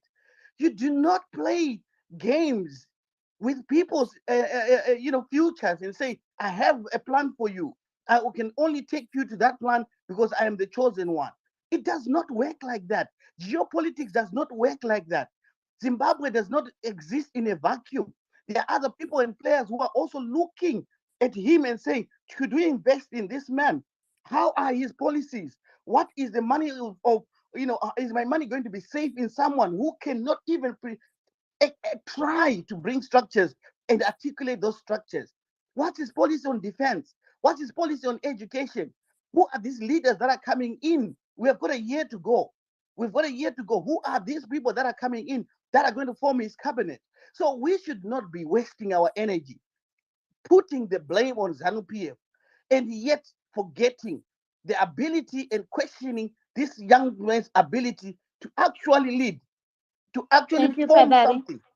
Yes, I'm going to land now. Thank you so much for having me on here. But let us not play games with people's emotions, because constitutions protect the members, the weakest member of the community. The weakest member in the community is not you and I. We have the ability to come here, make arguments, but it is someone who doesn't have that ability to come here and question things. So if we don't do it in a genuine manner, do it in a very articulate manner, we are only failing ourselves for little posts or for some little funds that come from somewhere. Many thanks. Thank you very much, Jessica. Thank you so much, Lynette. I think one of the biggest things that we need to separate is the fact that it is what we need to put as oil and water is the fact that what Triple C or people like me are pushing back on, in terms of people like what Padari and others ZANU-PF surrogates, what they are saying is that I personally do not want to be lectured about Congress by somebody who is supporting a man who was instituted by a gun, by somebody who is being protected in power by securocrats, by somebody people that are lecturing us on how to be democratic they did not get in democratically, but they have the audacity, the nerve to come and tell us how we should be democratic. 3 months later, we are not even tested and tried of whatever, right? But the only thing that we've done is go to by-elections. They have not done anything, and that is where my biggest problem is. If they want to say, oh, go to Congress, do this, if Linda Masarira comes and says that, then yes. If people that support MDCT come, I will agree 100%, but I will not be told how we are supposed to be democratic by people that are using the securocrats to be able to be in power. And I say this authoritatively, that if we wanted to push back in the same way that they are pushing back, right, we would be here saying endai ku Congress na Tyson Xavier Kasukwere uyo aripo. Prior to 2017, prior to him getting in by the gun, ED was not voted 9 out of 10 provinces, and that's how he was sacked out, right? Go to Congress na Tyson, and I go Congress 2022 uyo Tyson aripo. Take him to Congress, go and put. We hope that we will push for that. Issues, and if you claim to be able to push for narratives within the opposition, we will push for Tyson. Chimbopinda inaye mkomana wacho uyo mumbona kuti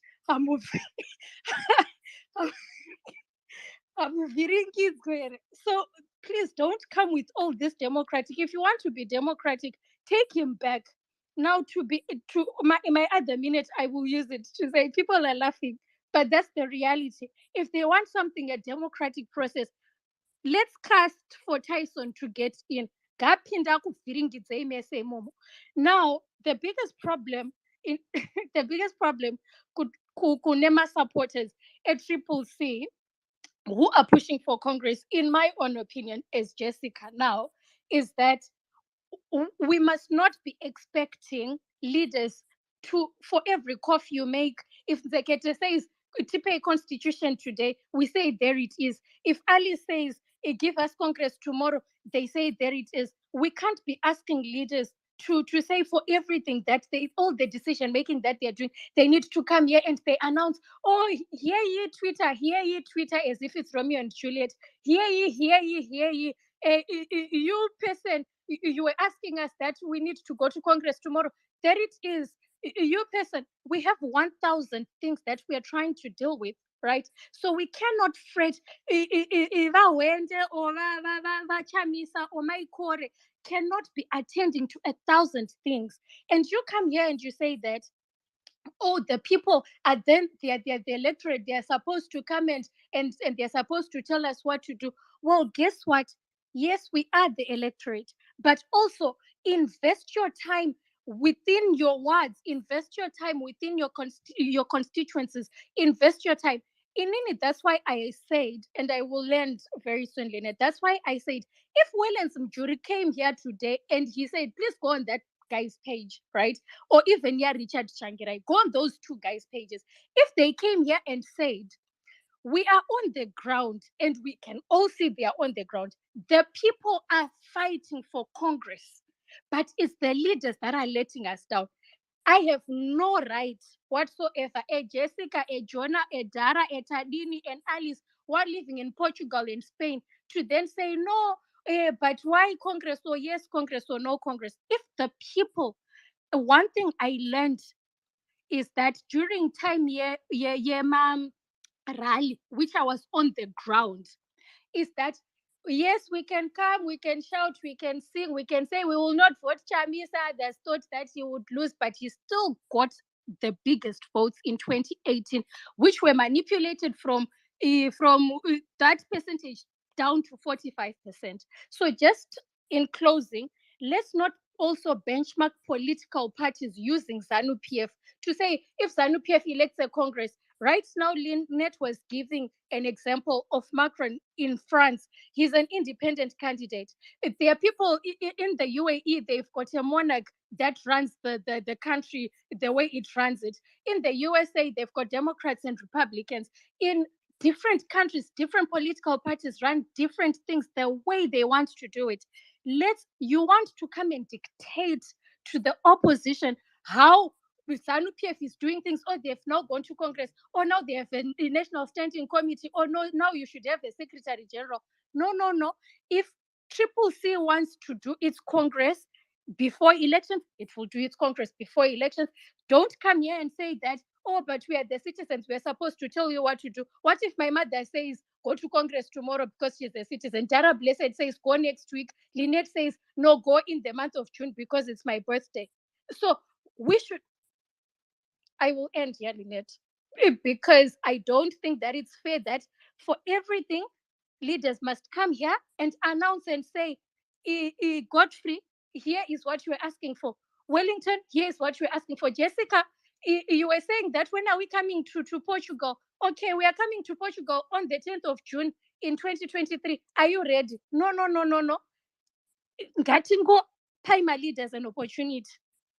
And if you want to know what's happening, sorry, Lynette, and if people want to know what's happening in their party, can they go there as the citizens? In Chivi, I am pushing for my Chivi narrative. I'm not pushing for Triple C narrative. I don't even want to be a leader. But go back to your grassroots. Try and find out. Chambe was saying, oh, people, we don't know why are people having meetings without being told. Are you in that area? If you are in that area and you see people holding, ask those people why they are holding and you're not there. Anywhere kwachivi, I'll be mobilizing kwachivi. Kana pano vanhu kwachivi vari pana pa DM. Let's work on that. Kuchivi North or Central, tonotora kwa kila siku ku South. Thank you very much. Thank you very much for that response, Jessica Tadini. I'm not going to give you too much time. I gave Jessica too much time because she's defending Triple C, but please go ahead and respond in a minute or less. No, actually, you know what, Lynette? Today I learned a great lesson, and I'm not going to use my last time to actually contribute to this discussion, but to thank, firstly, you, Lynette, and the one panelist that showed up. I think it's Taona. And the reason why I'm saying this is I'm very impressed with my fellow Zimbabweans, ZANU-PF, CCC, MDC, Nevakadzingwa, such as Honorable who just spoke, Nevari in Exile, who came to the conversation even when we had people that had cancelled this, even when we had panelists that considered themselves great and so much that they do not want to step in a discussion that involves Zimbabweans. And I think we have given it to them. We are ready to have a conversation with ourselves, and we will take it to great heights. And I want you to really keep that up. I saw them cancelling you, I think, right from yesterday. Why are you having a conversation on this? I didn't expect even the CCC to come, but and even the CCC supporters that are as vibrant as Jessica and even Kuda, or even the Honorable Wende himself came through. And I think that means a lot. That really means a lot. And I want to say this, you have another discussion that is important to Zimbabwe, or the progression of Zimbabwe. If no one will come, me and my wife and our 2 accounts will come and support you. And Taona, thank you very much for coming through. I was actually working today, but this is one of the reasons why I came, because someone simply wants to cancel a conversation because they think they're very important like that. And I hope they came with their ghost accounts. I hope they came with the ghost accounts. Much respect, Taona. Thank you very much for keeping your obligation, even when there was that much feedback. And thank you to the rest of the Zimbabweans that came through to the conversations, and the others in nationalities that came through to hear us talk about this. Maita and your sister Lynette, regaini mboterera vamwe. Thank you very much for that.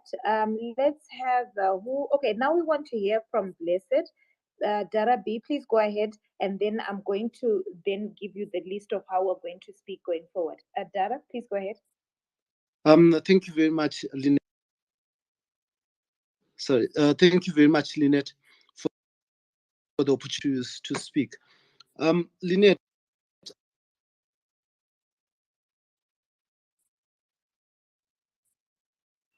I don't know whether it's my network, but Dara keeps going in and out. Jessica, can you hear him? Yeah, no, I can't. Dara, try going out, and then I'll. Okay. My mic keeps muting on its own. I'm not very sure what's wrong. But you can hear me now, eh? Okay. Yes, Yeah. yes, I can. So I was saying I find it laughable that people think that Congress is a sign of democracy and that a party constitution is a sign of democracy. I find it ridiculous, to say the least. Basically, because ZANU-PF has been going for Congress since it was formed. They failed to remove Robert Mugabe from power. They had to use a gun outside Congress. If Congress was such an effective tool of democracy, then they didn't need a coup to remove Robert Gabriel Mugabe, Jonathan Moyo, and Xavier Kasukwere. They would have just simply gone to Congress. I also find it ridiculous for someone to come and say that I am ZANU-PF. I'm finding this thing of them not going to Congress a good strategy because it works for us. I mean, who wants their enemy from making a mistake?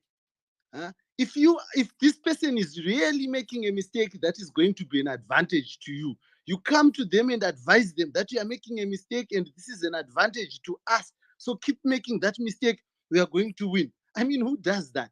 You know, there's this thing here of believing that people are foolish, you know, for lack of a better word. And you come and you start posturing. Most of it generally just basically lies. I heard someone on this platform saying that Nelson Chamisa said only the position of presidents is the only position. You know, it was interim and founding president. And they said he repeated this in almost all rallies. We covered those rallies. And if you want to go, it's on record on Facebook, on our YouTube. We recorded all those rallies, and that's where he was speaking. So critically speaking, Congress is not a sign of democracy. It's absolutely not a sign of democracy. What is a sign of democracy? A sign of democracy is respecting the free will of the people. Now, the free will of the people, you can have elections. We've been going to elections after elections since 1980, but people in Zimbabwe will tell you that we do not have a democracy. People have been beaten before elections. Remember the 2008 runoff, where people were displaced, killed, and some of them maimed and raped. But still, those were elections that were held, and people were saying we held these elections in line with the constitution of Zimbabwe. Only after the second dispensation came through did they begin to admit that there was violence during these elections, and they did not reflect the free will of the people. Now, why are people? I ask this question, simple question. Why are people, if they are so concerned about democracy, why are they silent about an organization who are supposed to hold Congress? Their constitution says after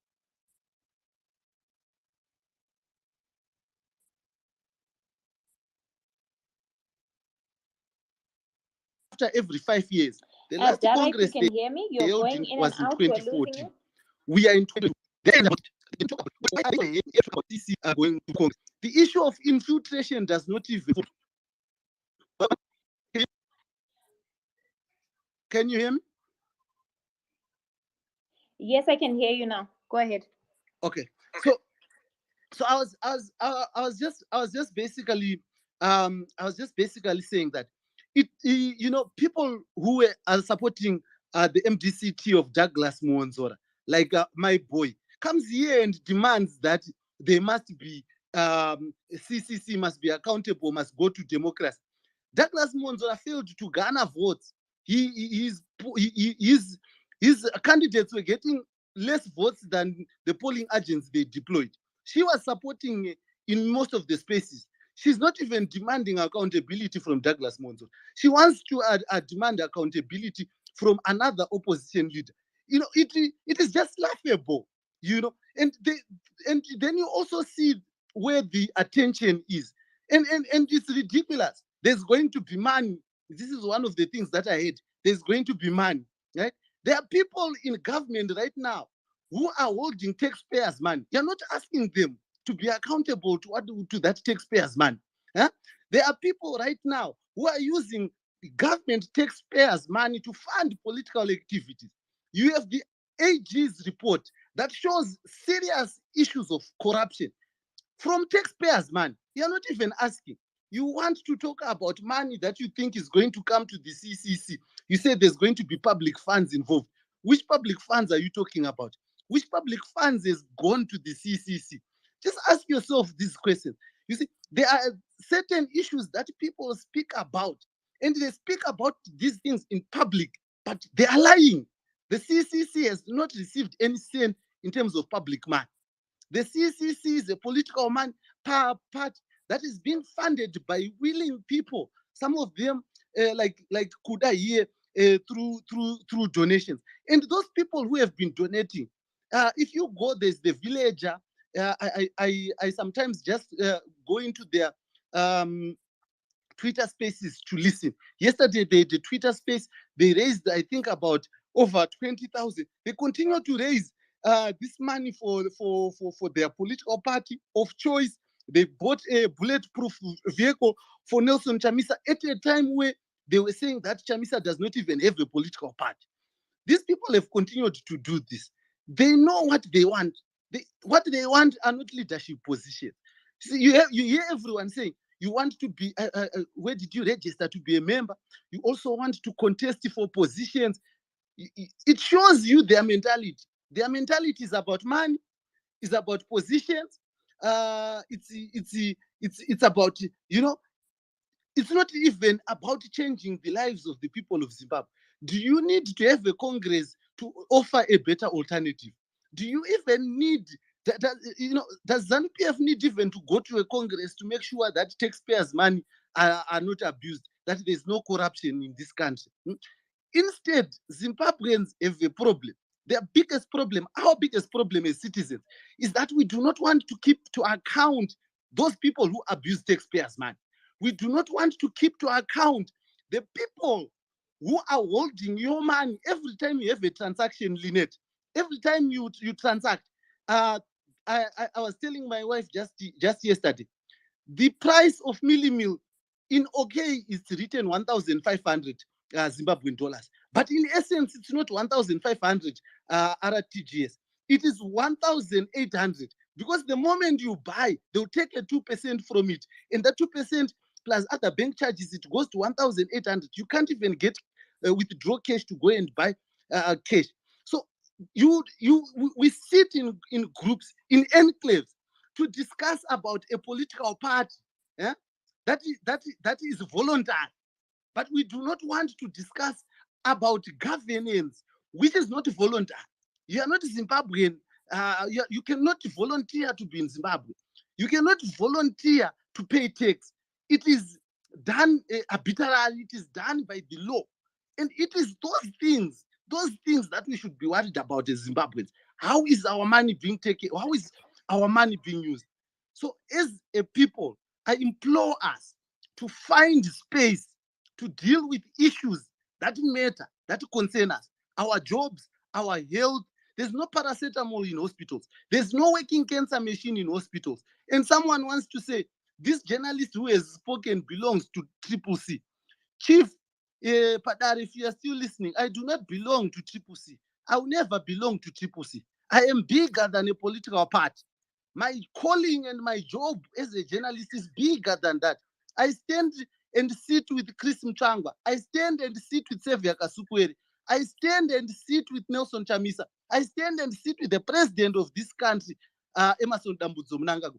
In fact, the time when he left Zimbabwe for South Africa, after he had been chased away, I was the only journalist in Zimbabwe, the whole Zimbabwe, who was talking to him. I was the journalist who got his press statement and distributed it to everyone because he trusted me to tell the truth.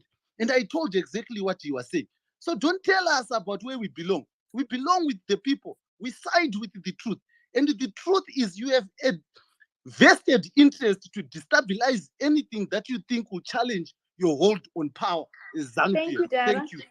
Thank you very much, Dara, for that. Let's challenge, those that have been entrusted with public funds. Why are we not challenging them? Why are we not holding them to account? But we would rather, demand for Triple C to have a Congress. These are words brought here by Dara. Thank you very much for that. So now we're going to have Gerard go first, then Godfrey, then Wellington. My other speakers have dropped. Okay, well, then Wilbert Signoro is supposed to be here, and Jerry. I had written down the names, but let's hope they're going to rejoin us. Please go ahead. Can I quickly say that I was meant to go off at 8 o'clock, so I'm going to log off now. I'm going to go off now. If you want to say something, Tawana, thank you very much. Please, you can go ahead. You can go ahead. Please go ahead and say something before you leave. Or maybe I'll just touch on the second bit where you mentioned what are the merits and the demerits of holding a Congress. So I'm just going to briefly touch on that, then I log off and go. I think looking at the merits and the demerits of holding a Congress using Triple C as a case study, I think if we look at the merits, the merits of holding a Congress, you look at Congress, if they are all things being fair and equal, Congress has got the chance to act as a springboard for intra-party participatory democracy. Secondly, Congresses can able to facilitate the rebooting and the reconfiguration of the structures of the party. Thirdly, Congress has the potential, of energizing and solidifying the support base of the party. And fourthly, Congress can also able, the party to garner political mileage within the Supreme Court of public opinion. Because if we look at this discussion, the public are so much obsessed to say why Triple C is not having a Congress. So having, the symbolism of it is that it can, enable the party to garner political clout within the Supreme Court of public opinion. And fifthly, Congress has the potential, to stabilize and solidify the party. And the last one, Congress can act as a platform for institutionalizing the party. Looking at the demerits, using Triple C as a case study, I think one of the demerits of holding a Congress here with hardly, 12 months before the election, for the next general election, is that Congress, it's time consuming. It demands a lot of time and energies to be, focused on holding a Congress.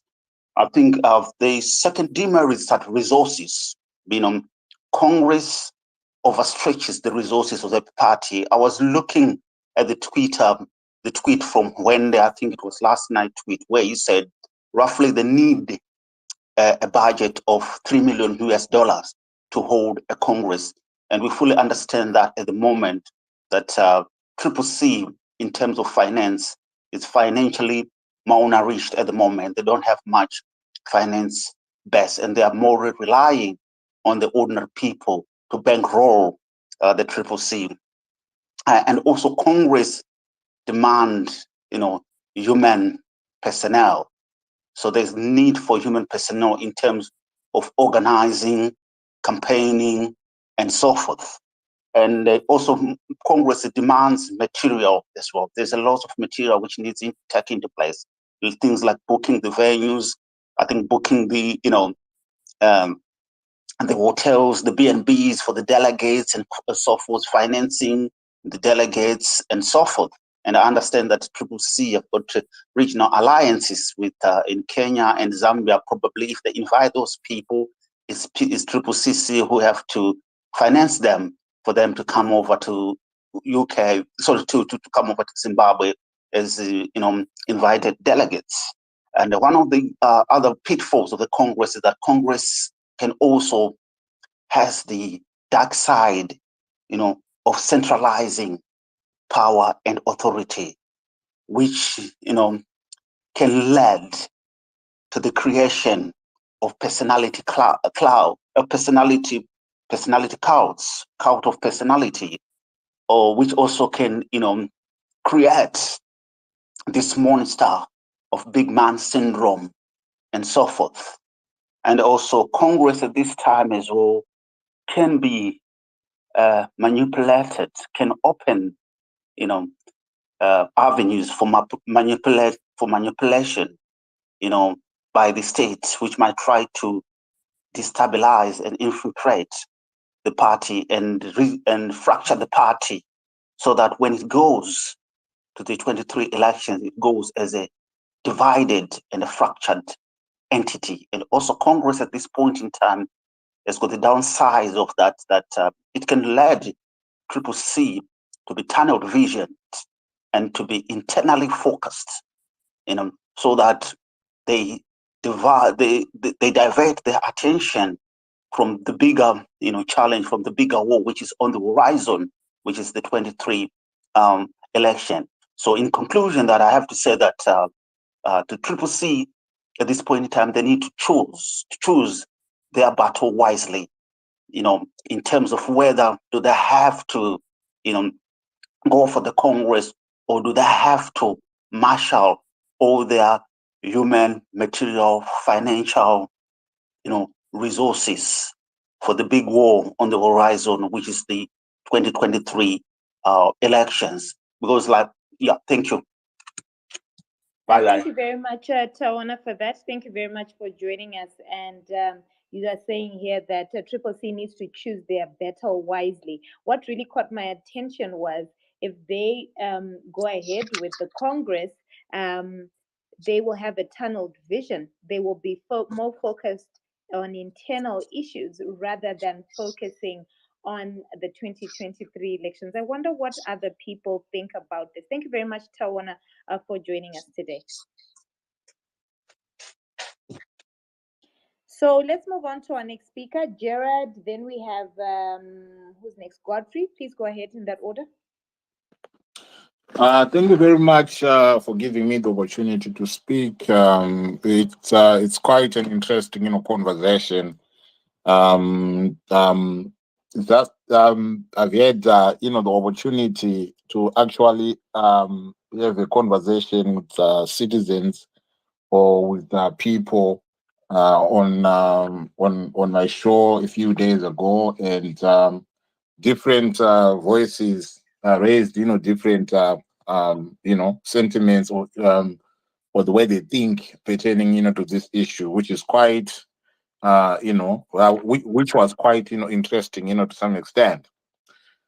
But we all know, I think we can all agree that political parties, they are necessary institutions within a political, system. And to some extent, you have party, constitutional, regulation being the driver that is used to rein in control of these, political parties. But what then happens is, sometimes when you talk about the issues like constitutional regulation or political parties, there are certain facets or certain things, that have to be considered. Like, what is the current interest of the political party, and what is the power status of that political party? So if we factor all those things, we can now then begin to understand or to have an appreciation of what is going on in our nation, or what is going on with CCC. Yes, I see there are so many people, that are clamoring for them to have a constitution, for them to have, the Congress. Which, when I was making, a comment, I said, what, just leave them, to their own, devices, because they've told us that in the new political party, they're doing things, differently, and we have seen them coming in, making the announcement that they're a new political party, going to by-elections and, winning some seats, and they now give representation, in parliament and in council. I think way much of the noise or what is contributing to much of the noise is CCC as it stands, right now. They are more like a Mui association. They are Mui, like, they're not divulging much. And us as people, some of us, Tajaira a political party comes out, it tells us stuff, and then we have something, to talk about and stuff, stuff like that. But now it's like they are not telling us much about what is going on. They are not telling us much about, their movements. Yes, we are seeing them doing what, they are doing. We are seeing them, being out, out and about. We are seeing different players canvassing for or encouraging people to go out there and register so that, they can be voting in 2023. But what people expected was maybe some people that were there back in 1999 on the 11th of September when there was that, when they met in 1999 on the 11th of September, where by consensus they chose an interim, leadership.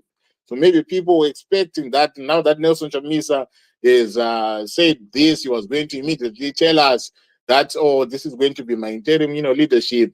And then to go back to 1999 again, you look at what happened 1999 from 11 September to the 29th of January 2000. Already they've done their inaugural Congress. So maybe people are using that to measure, to say that, oh, back in the day, why is it didn't take 5 months for this to happen?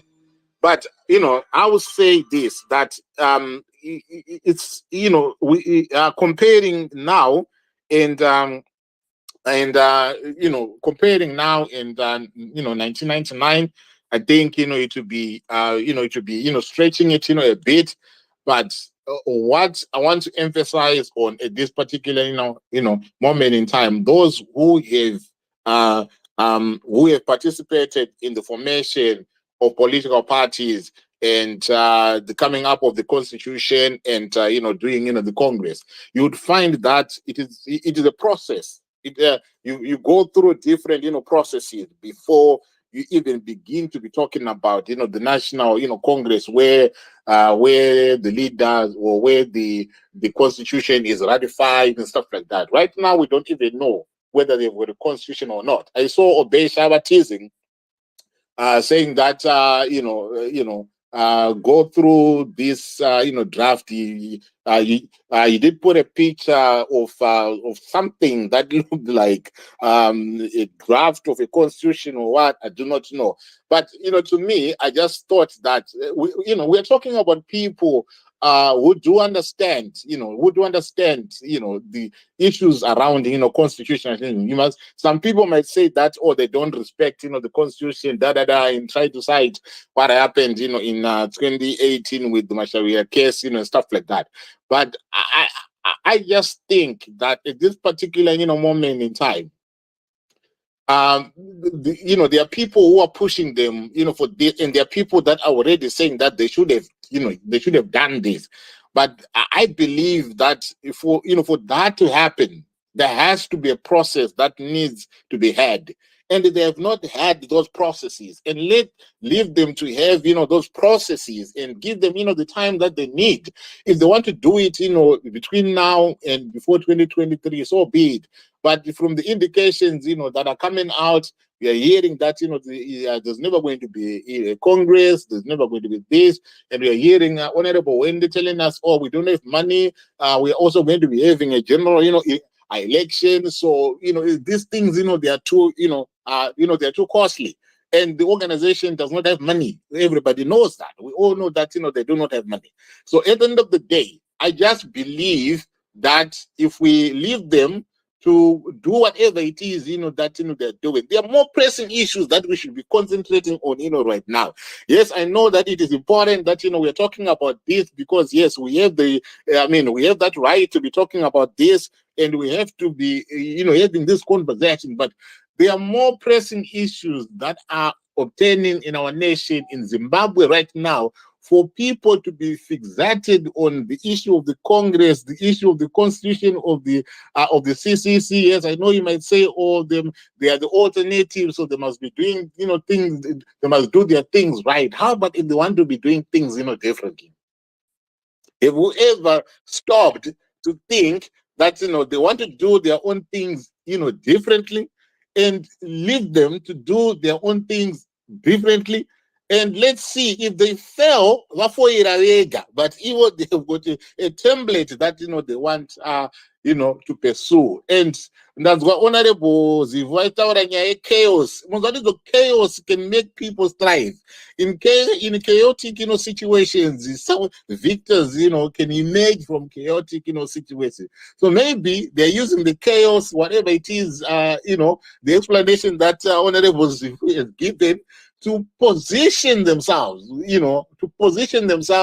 and they're just waiting maybe for the best opportunity or the best opportune moment for them to come out and say, oh, you were looking for this, here it is, you're looking for this, here it is, you're looking for this, here it is.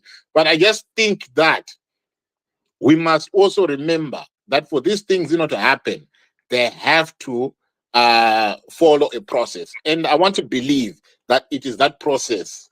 Something is happening to make sure that all the four pillars, come into place before, the foundational pillars come into place before they put, the roof. So we can't force them to have the roof first, because you can never have a situation where you have the roof first before you even put any foundational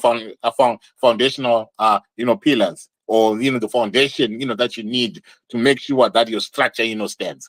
So yeah, that is my contribution. Should they hold at the Congress before 2023? To me, it is up to them. If they want to do it, let them do it. If they don't, if they are confident with whatever it is that they're doing, let them follow the process that they are they are or the road that they are traveling, because it is them that are traveling that road. That is my contribution. Thank you very much. Appreciate it.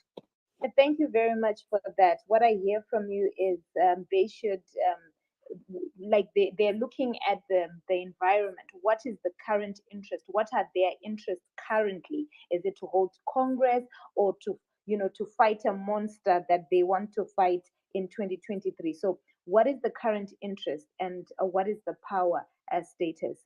These are the words of Gerard. Thank you very much for that. Let's have Godfrey come through.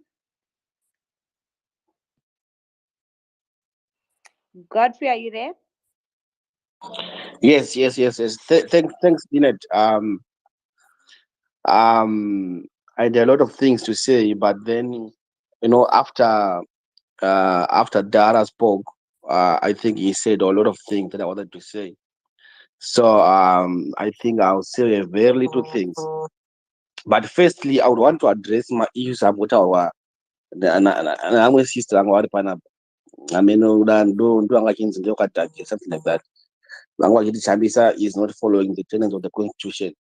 So my question to her is, which constitution which is not being followed? If there was a constitution which clearly stipulates that CCC has to do Congress after such a time, and then then I would understand.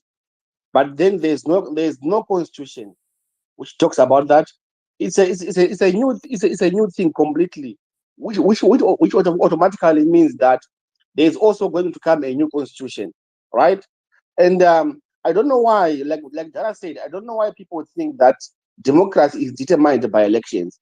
Yes, elections are one component of democracy, but elections alone cannot constitute democracy.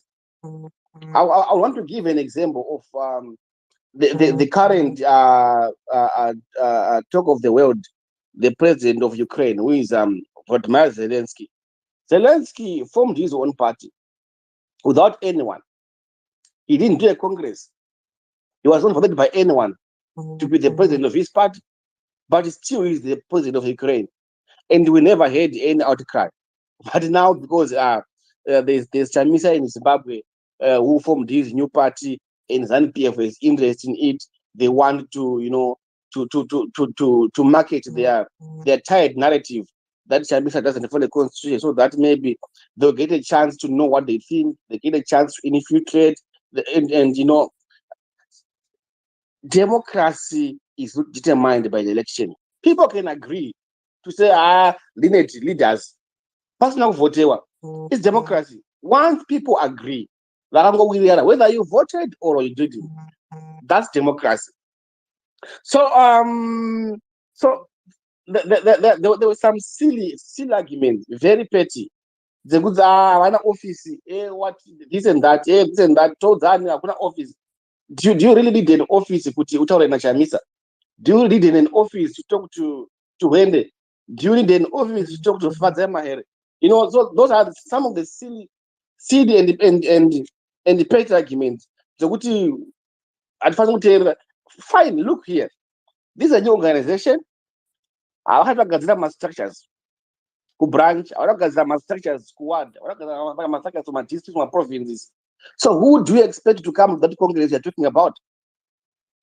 Is the Congress about the national elections only, or the election of top leadership only? No, but the Congress has to come from the branch, ward, district, from and now those delegates that are supposed to come and elect leadership to Congress, when we have not even established my structures on the ground. So it's like someone said here, it's a very long process which needs us to be patient, very patient. And then this will leave me with this comparison, which right now there's a 2023 election that is coming in a few months, and there's a Congress. Like I said, the Congress is a process.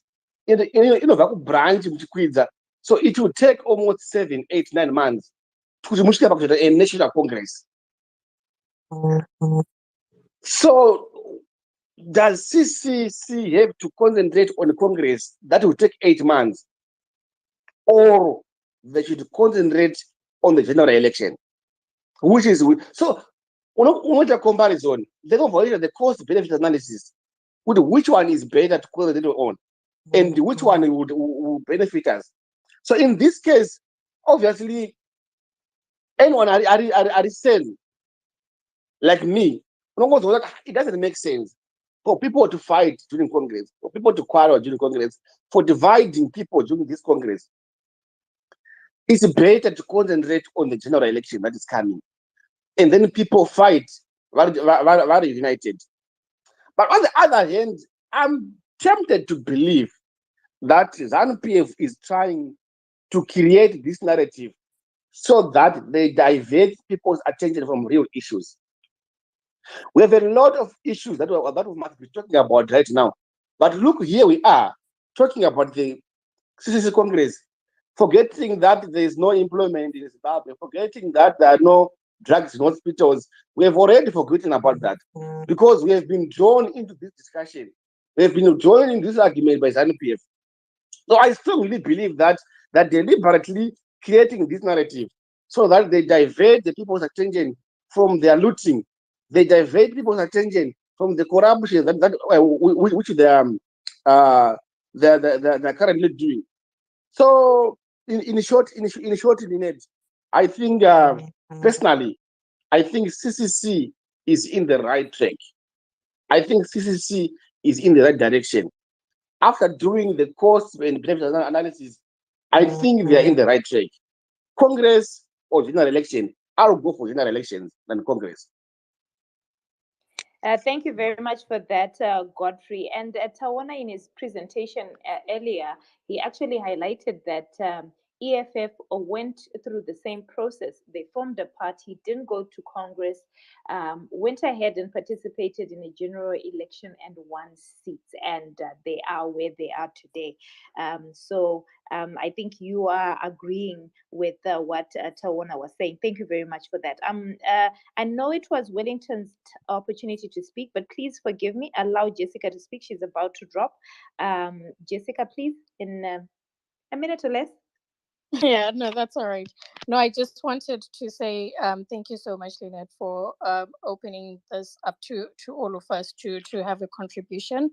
I just want to encourage people to keep, whether, despite the political affiliation you're with, just continue to make sure that people register to vote. And as for Congress, CCC, just wait until until the leadership tells us how we are moving and where we're moving. If you have any contributions, please feel free to DM them. Please feel free to reach out to them, and just also to reinforce the fact that there is no benchmark, there is no threshold, but rather benchmark would be an appropriate term of a political party.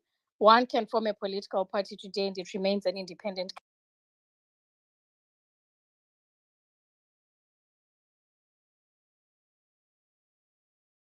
candidate should be, and their processes are not the only processes that should be followed with all the political parties in Zimbabwe.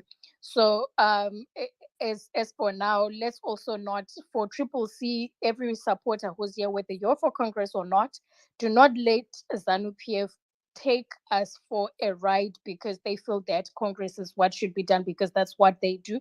People that are in power by the gun, people that are in power protected by the securocrats cannot lecture us on democracy. Never forget that when you find somebody in ZANU-PF trying to control the narrative, just remember that they are protected by the gun.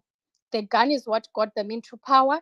And like what Dara Blessed said, my dad, if they thought that Congress was going to work, they should have gone to Congress between ED and RGM, but they knew that Congress was not going to work. But we're democratic, we will have our own processes. And lastly, if also they want a Congress so bad, I encourage them to go to Congress with Sevia Kasukwere. We will support them and tell them that and somebody, if you're from ZANU-PF, cast Tyson's name in the Congress.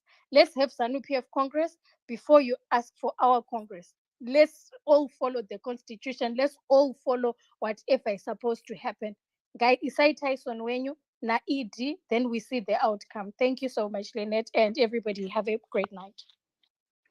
Thank you very much for that, Jessica. Tyson's name continues to pop up there. Thank you very much for that. Let's have Wellington come through. Then we have Jerry. Then we have Wilbert. Thank you again, Lynette. Very interesting discussion. It's good to see all fellow Zimbabweans here. And this is a very important issue for all Zimbabweans. And I would start off really to say I see the legitimate concerns of CCC because ZANU-PF is like a wounded buffalo. It is a mighty beast and vicious. And so their concerns have weight of legitimate concern to this issue of Congress. But for today, I will wear the jacket as coming from Matabeleland. And I'll whiz through very quickly.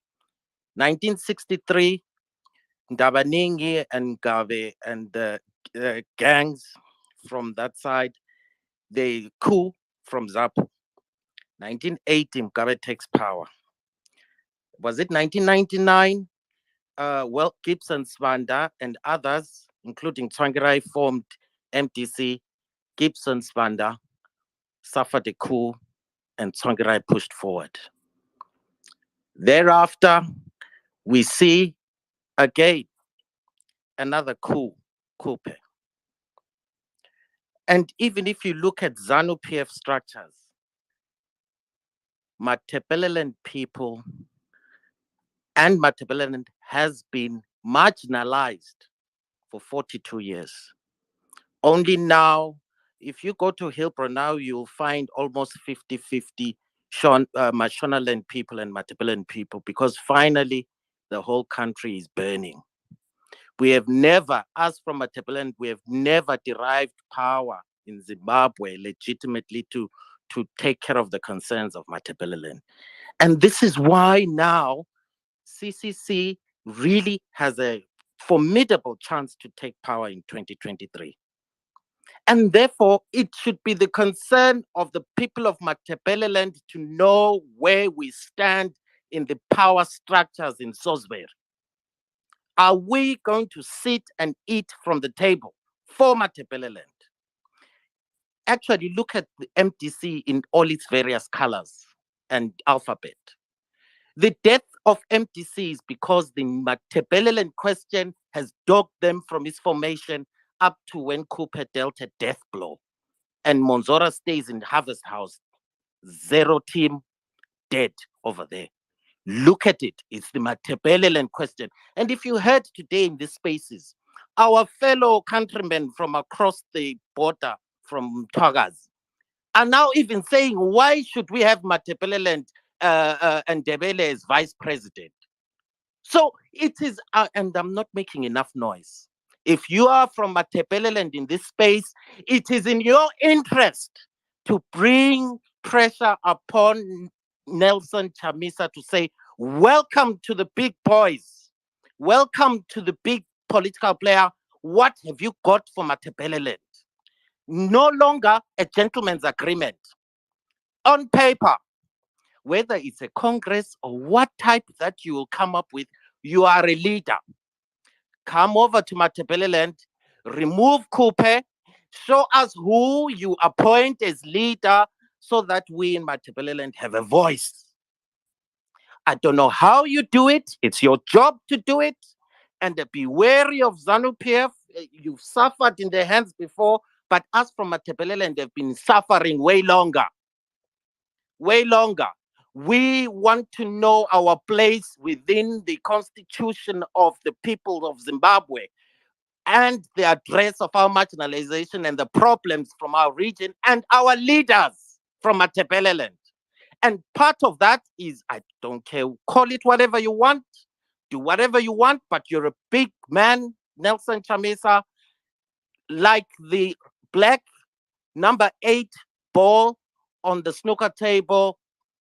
Come over, exercise, and act like a leader, and take and resolve our Matabeleland question, whichever way you do it. And these cries of why should we have a Matabeleland leader, go into history, you will know why we are concerned about this. Wellington, So sorry those to interrupt you, but do you think that the Congress will respond to this question, the Matabeleland question? Oh, Congress would certainly have shown. That's where the big problem is. It's Nelson Chamisa's problem, because in Congress, we would have known from Matabeleland through fighting for positions where we stand. That's the issue. But now, remove Congress, you still have not resolved the problem of Matabeleland. And we've suffered enough cause in Matabeleland, marginalization and denial of power from Salisbury, that now we want it resolved, so that we also know that we are equal players and we will eat in the prosperity of Zimbabwe like Mashonaland has always been enjoying that privilege. So we want to come to the banqueting table. We want to be, and we are concerned about CCC and Nelson Chamisa, because he actually has a credible and good chance that he has a chance at taking power from ZANU-PF. That's why I'm interested as a person from Matabeleland.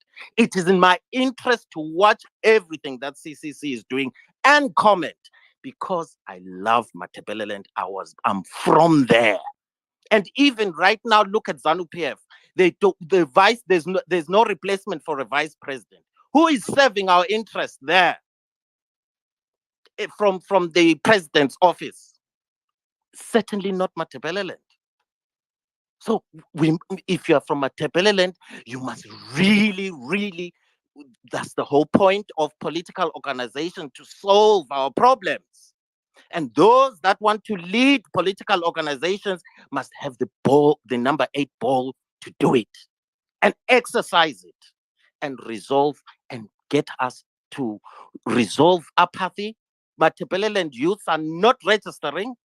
Matabeleland people are not voting in large numbers before, like they did when they put Tsvangirai into office, because of this question. So resolve that and galvanize the region to vote for you.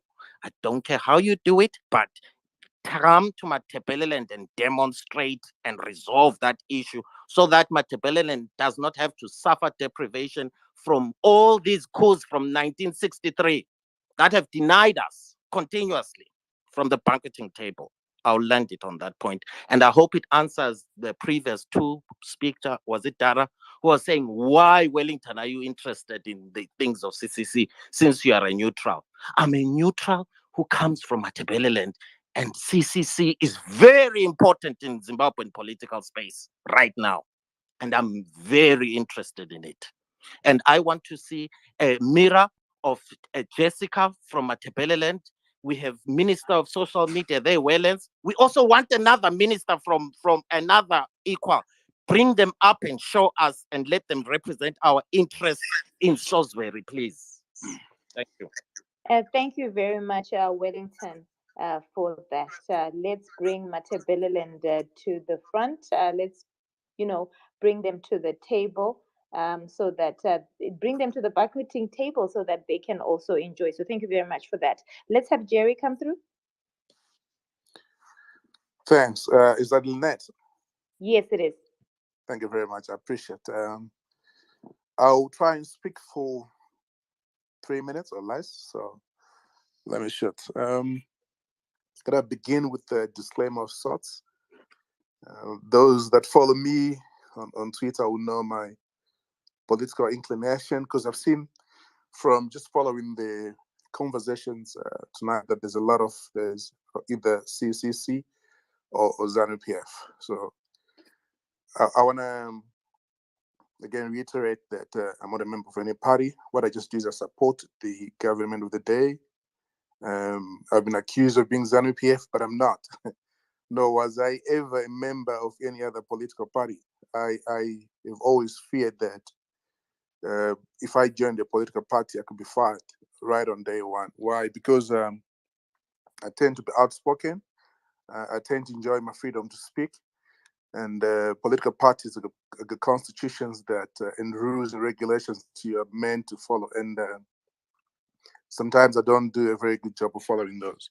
So therefore, I freely form my opinions on political developments in Zimbabwe, and I'll share with colleagues and on platforms such as this one. I must say again that a lot of all Zimbabweans, including my friends in the newly established CCC party, that has been under seemingly a lot of, or should I say, increasing pressure to hold a Congress to select a substantive political leadership, which is why I guess we are all on this platform to discuss the matter. So I think that presently the CCC party is, as you all know, led by interim executives. And I don't know if this is going to be the way they're going to be constituted all the way to the 2023 elections. There's a general claim that the decision not to have a Congress by the CCC party was informed by the realization that ZANU-PF was allegedly plotting to get down and dirty and infiltrate the Nelson Chamisa-led outfit. I don't know about that, but I'm watching with a lot of interest the developments in the CCC, the party of my many friends. Hope that my friends in the CCC political outfit will not wake up one day and there's chaos and there's disarray all around them, because this has happened in the past and there's a very big danger it may happen again. I believe that ducking certain political imperatives will present scenarios and tricky situations that may very well be explosive in the future. So such potentially explosive situations will or may lead to potential splits. Like I said earlier, it has happened in the past, it may happen again. So the CCC has said it will not, but I think it's even been a very common thread this evening, that they will not succumb to external pressure to hold a Congress. Although it says, they're also saying that they're in consultations with citizens about the issue. So I don't know how far they've gone, whether they've already started or whether they're going to do it in the future. I just do not know why a new party that faces a critical blood and thunder general elections may opt to walk the political tightrope of groping their way in the dark. I don't know how they're going to do it. Maybe like Killer Zubu said earlier on, Nelson Chamisa has got these two cards that he's pulling, and they may well turn out to be the joker in the end. I don't know. Well, I think time will tell. Oh, in conclusion, all I can say is that I've in the 4 or 5 years that I've kind of been a political player in Zimbabwe, I've learned and I've come to understand that politics is a dirty game and will forever be so. It is dirty in Harare, it is dirty in Johannesburg, it is dirty in France, it is dirty in wherever you may go in America, and it will be dirty. So if we are predisposed to the fear of being infiltrated, then your time in the dirty game will be a challenging one. So yeah, I just like to wish my friends, my many friends. I see my brother Wende I saw him earlier on. I don't know whether he's still on the conversation. And my other friends that I also saw, including Koma Seveka, Security, Kila Zivu, all of you. It was nice to hear your opinions and to learn from you. So let me just wish all my friends in the Tea Party. I just want to wish them well on this non-constitutional path or approach that they have chosen. Best wishes to them. Thank you, Lynette. Thank you, fellow Zimbabweans, for listening. Thank you very much for that. I don't know if you've got any Jerry questions for me. Not at the moment, but thank you very much for joining us and for giving us your insights. Let's move on to the next speaker. I think that's HE, Comrade. Comrade HE, please go ahead. Yes. Thank you so much, Lynette. Open Pali. I've always had confidence you guys will continue doing these good things of making sure that you gather us together here to discuss on issues of concern, particularly our political situation. So before I say a lot, let me make it very clear that I am a proud ZANU-PF member, right? So my wanting to be involved in this conversation, even though it's actually none of our business whether the CC holds a Congress or not, we are a fully functional machine which is ready for 2023 to win it, and we are going to win it by a serious landslide. Our projections are looking at over 75%.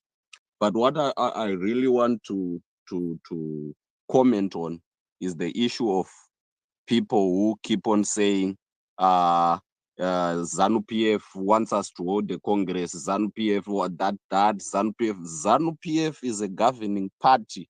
We are actually occupied with things that matter, things like setting up an economic foundation, things like infrastructural developments. You are seeing a lot of things actually. For my brother who was speaking on behalf of Matebele people, we have actually put in place 200 pylons out of 800 for electric cables that are going to go to Matebele, and before we even do that for Harare.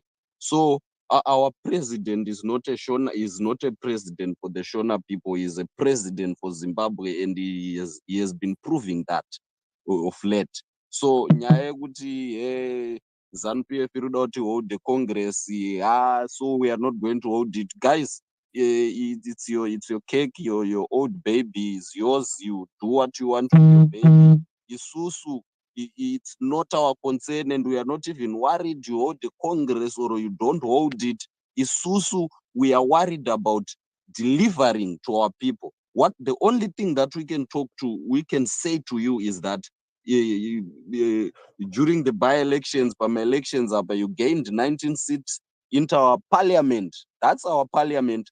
You owe those constituencies service delivery. You owe them collection of marara. You owe them mvura kumaraini kwavo. You owe them a lot of organization. So this thing I'm not sure kuti nyaya yecongress kuti muri kuexpecta kuti muchawanda nayo kusvika rini, so that vanhu vasabvunze marara ari lying around kumaconstituents amakahwina, whilst muchiwanda netimu riri kudiaspora richiudzai zvecongress vasiri kuona marara amuinawo. So I don't know kuti muri kuexpecta kuti kuwanda nenyaya yekuti ZANU-PF irida kuti muhold congress. We don't have that power to force you to hold the congress.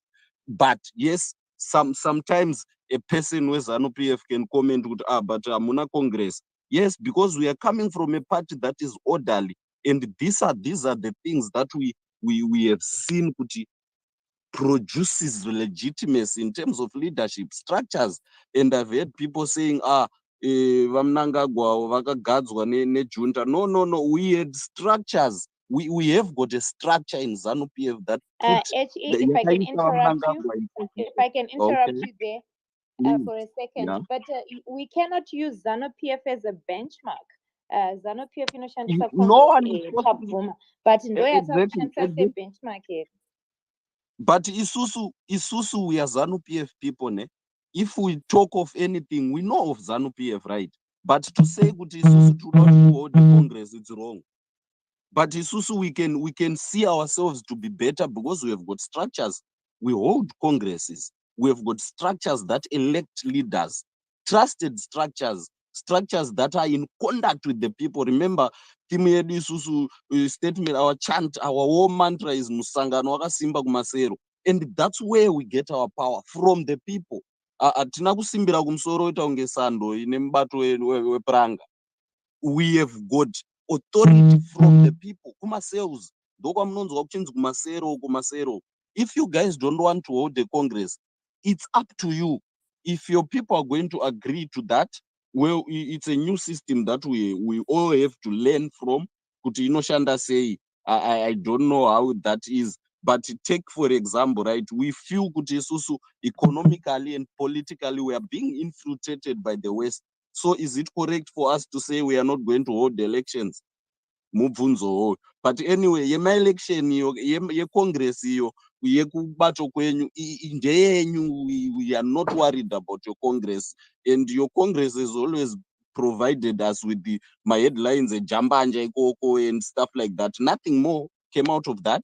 You have not even talked of service delivery for our people that are electing you or voting you. Nothing more comes out of that Congress. So why should we be worried about that Congress? Stop scapegoating ZANU-PF every time. Everything for you guys to make sense. You have to be talking makabata ZANU-PF kusaidu. Can't you be orderly, mega, and say, okay, these are the challenges that we have faced from our political past, and this is what we are going to do. We are not worried about you. And mind you, we are a political party, and you guys are somewhere close to a political party, according to what I understand. But we are not going to babysit you. You are not our baby. You are your own baby. We are not going to babysit you, and you should not expect us kuti tikubate ine kid gloves. No, we are in this. We are in politics to maintain power for the purposes of developing our people according to our ideology. Saka, you don't expect us to babysit you. And hondo dzamuri kuita ikoko, we know muri kunetsana nano, muri kutya hopo ching'ono, because ndiye ane backing yevarungu. Muri kutya Thokozani Kupe because you once labeled ZANU-PF. Muri kutya Douglas Monzora is the person you are fighting for. When the label ZANU-PF comes, it's against Douglas Monzora, and we have said nothing about it. But to say kuti Thank you, toda muite Honorable. Congress Thank is you. counterproductive. Thank you very much for those contributions. Hanzi muri kutya vanhu ve-Triple C, hamusi kuda kuita Congress nekuti muri kutya vanhu. Thank you very much for that. Let's have Wilbert come through. Wilbert, if you can hear me, please switch on your mic.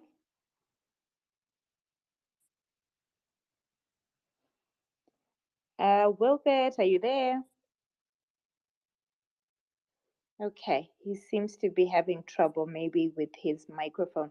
So thank you very much to everybody who's spoken. I'm going to get new speakers. If I drop you, please do not take offense. We have 50 people who want to speak, and the conversation must go on. So let's have Kurundai first. Then we have Dr. Ryan, Honorable Ryan. Then we have Salani. While I add more speakers. Thank you very much. In that order, please. Thank you. Thank you a lot, Lynette, and your platform, Open Palais. Speakers who spoke before me, listeners, dear Zimbabweans, greetings in the mighty name of Jesus Christ. First, I would love to ask you, Lynette, if this question, should CC hold Congress before 2023 elections?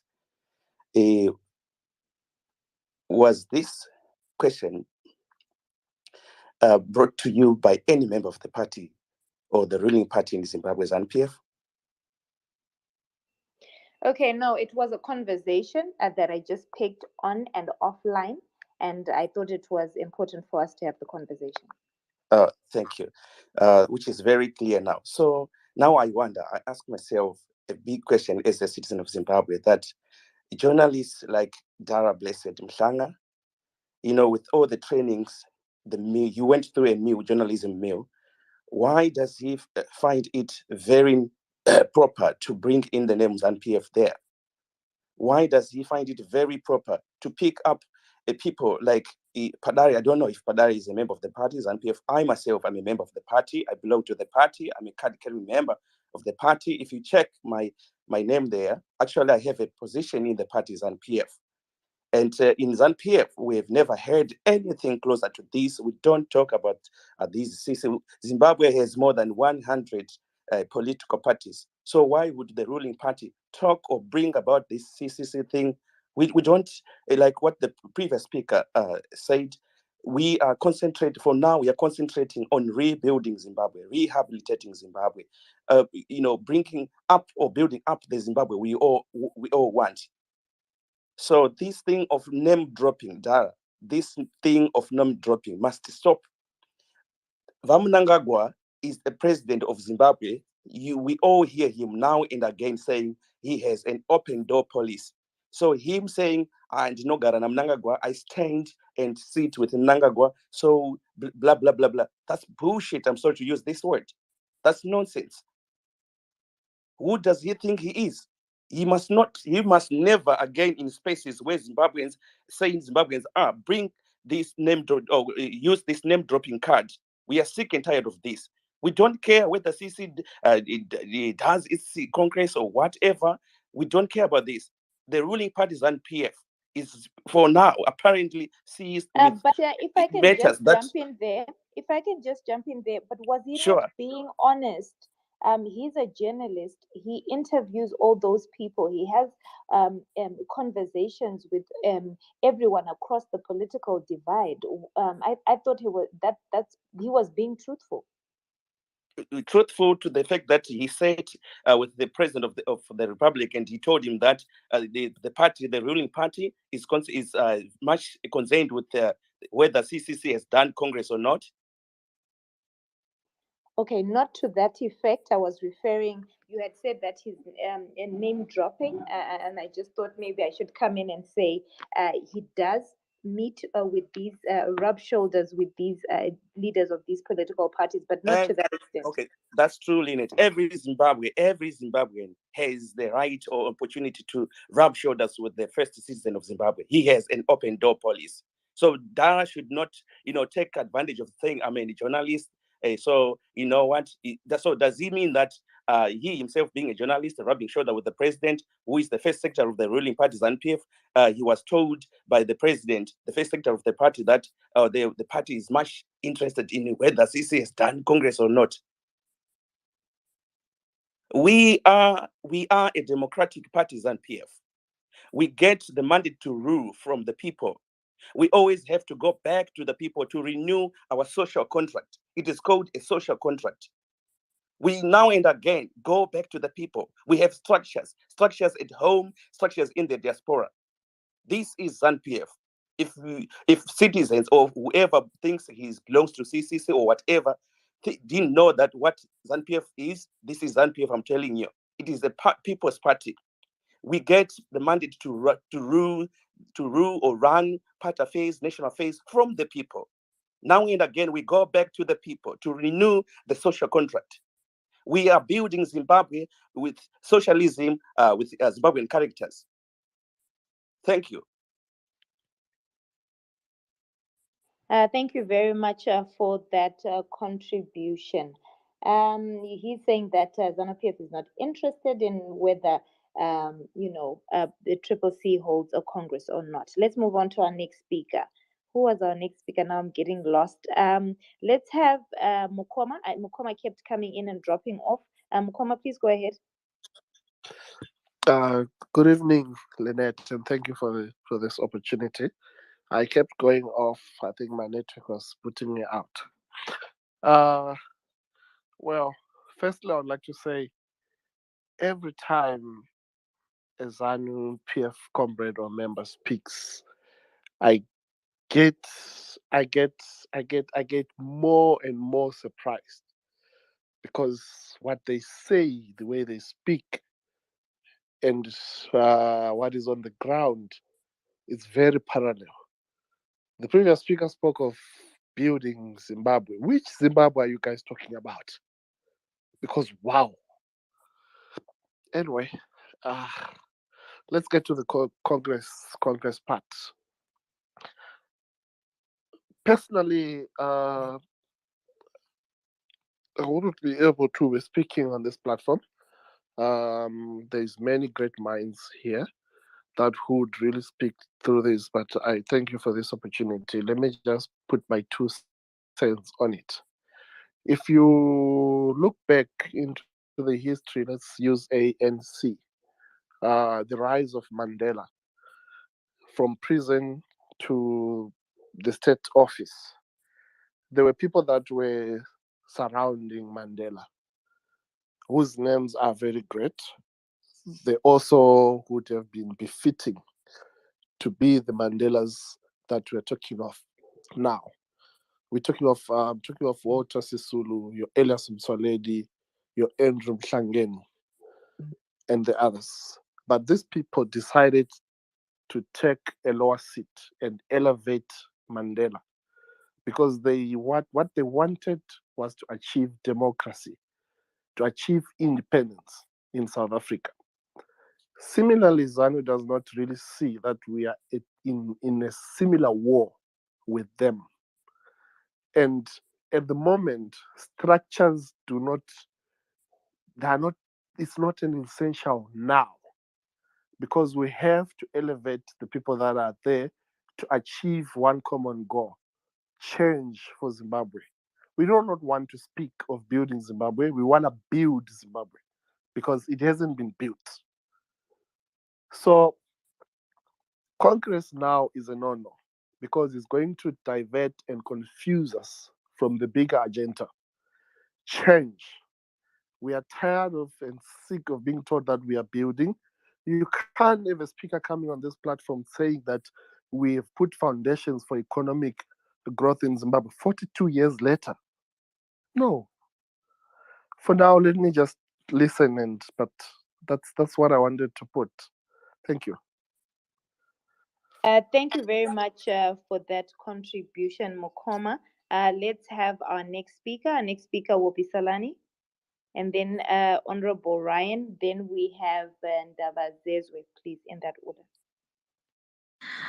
Thank you, Lynette. I think it was Honorable Ryan before me, if that's okay. Okay, that's okay. Please go ahead, Honorable Ryan. Thank you very much, and thank you very much, Salani, for acknowledging. I'm not going to speak as a ZANU-PF comrade or member of ZANU-PF because I think a lot have done justice to that. I'm going to speak as a citizen, and I'll take this from twofold, and I'll stick to the status quo. One, the main reason why the Congress would not be suitable right now for Triple C is because there's a snake in the grass that Nelson Chamisa knows of and is eating with, and that's Tendai Biti. Tendai Biti has always wanted to be president since 2005. Going to Congress means every position must be challenged. And that means it's going to open a can of worms, the Pandora's box of political confusion in the party. if I can call it a party. So that's one thing that they all know that they cannot trigger right now. So what they now need to create and what they're creating now is a somewhat occultish group that they can take to the 2023 elections and see if they can win any positions and then do the Congress. The fallacy that they do not have resources to have a Congress is nothing but fallacy, and it's nothing to hold water on, because they were able to get enough funds to run for the by-elections. And if anyone knows how much that is, then it's evident that they do have and they can get enough resources to go for a Congress. But now you need to be clear that once they go for Congress, their baby is dead before it even starts walking. So the smart move of not going to Congress is a necessary evil for this party to grow, for people to cement their positions, and to go to Congress with a better understanding of who they are. And the notion that they cannot have a constitution now is nothing but fallacy again, because what they're basically going to be doing is adopting from the party that they left from, right? And fixing and amending the problems that the other constitution had. So that's basically nothing that's going to take 200 years to obtain. But then again, because they know that they shouldn't go to Congress now, least they affect their party, they will use that as a card again to play with the minds of men. And again, it's a good card because it will also help them buy time and ensure that they field candidates they perceive and believe that will win the election come 2023. But again, the biggest problem with that is it's going to create dictators in a sense. And already the customary law, if I can put it like that.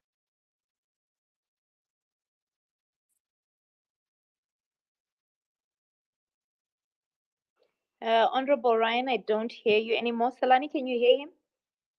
No, I can't. I think he's received a call from ED Mnangagwa. Maybe because I think the source was giving him the information about the snake in the grass has called him. Thank you very much for that, Honorable Ryan. We'll allow him to come back up as soon as his network is back up. Salani, go ahead. Thank you, Lynette. Oh, wow. What a fantastic space. I believe a lot of what I will say. I don't want to talk too much today. Believe you me, as much as I love speaking. But I believe those who support Triple C have said what we need to hear. What I'm here to do is to demystify. As soon as I came onto your platform, I could hear ZANU-PF propaganda mechanisms here on the platform. And I just want to demystify that. There was talk of the parliament belongs to ZANU-PF. No, it doesn't. It belongs to Zimbabweans, not ED, not ZANU-PF. And when you talk of ZANU-PF structures, guys, we want structures that benefit the people. ZANU-PF structures, they benefit individuals and not the people. I won't even go into service delivery because we have yet to see that happening. If anything, they want to resuscitate the Zim dollar. So if you want to talk about the issues, because what I've heard here from ZANU-PF people who've come onto the platform is try to put the work, the lack of effort of work that they've done as a political party in the time that they've been in power. They're trying to push it over to Triple C, which is a new baby, which has got nothing to do with service delivery, which has got nothing to do with roads that are infested with potholes, hospitals that do not function, economy which is broken down, youth who do not have graduates who cannot even find works. Instead of dealing with those issues, they are trying to put it to Triple C. That makes no sense. Do your work, we'll do our work. When it comes to what Triple C decides to do with regards to the holding of Congress, it's up to us. It's got nothing to do with ZANU-PF. And some of you are saying, oh, we're not interested. You don't want to know. Of course you want to know. That's why your minions or ZANU-PF minions come on these Twitter spaces and other platforms and try to push a narrative to say, do this, do that. We will not listen to ZANU-PF. We have not ever listen to them, and we won't start now. So what we are doing is up to us. We decide. Nelson Chamisa says this happens, that's what we do. And Tendai Biti, leave him the hell alone. He's got nothing to do with you, Ryan. So it's got nothing to do with the propaganda you're trying to emphasize here. All right. When it comes to leadership in Triple C, we are very happy with them. We trust them. We know that the moves is going forward. And unlike ZANU-PF, we decide who leads us. It's up to the citizens to decide who their leaders are. It's got nothing to do with ZANU-PF. And any suggestions that come from any follower of ED or ZANU-PF, we will definitely never, ever listen to that. So definitely the question there, which is should this Triple C hold Congress? This is definitely up to us as Triple C. It's our decision to do so. And the decision that you all know has been said is what will stand. It doesn't matter the amount of noise ZANU-PF will make on these platforms to try and act like they're not afraid. Of course you are afraid. That's why your minions continue to ask, where is the, the Constitution? Where is this? Where is that? The surprise mechanism that Triple C has developed in which you do not know what is happening. You are very fearful of that because citizens in Zimbabwe are following Triple C with a passion. We love it. It is us. We are fighting for it. We'll support it. Come rain, come thunder, and there's nothing they can do about it. So please, when people come onto these platforms as ZANU-PF, can you focus on your own and your own things and make sure fix the roads, fix the hospitals, fix service deliveries, everything that Zimbabweans have asked you, the promises that you made during the previous elections, this is the time where you need to bring it aboard. Don't be building boreholes in cities, in towns, when we need to be seeing better plumbing systems. This is ridiculous. So we don't want to be seeing all these things where you see citizens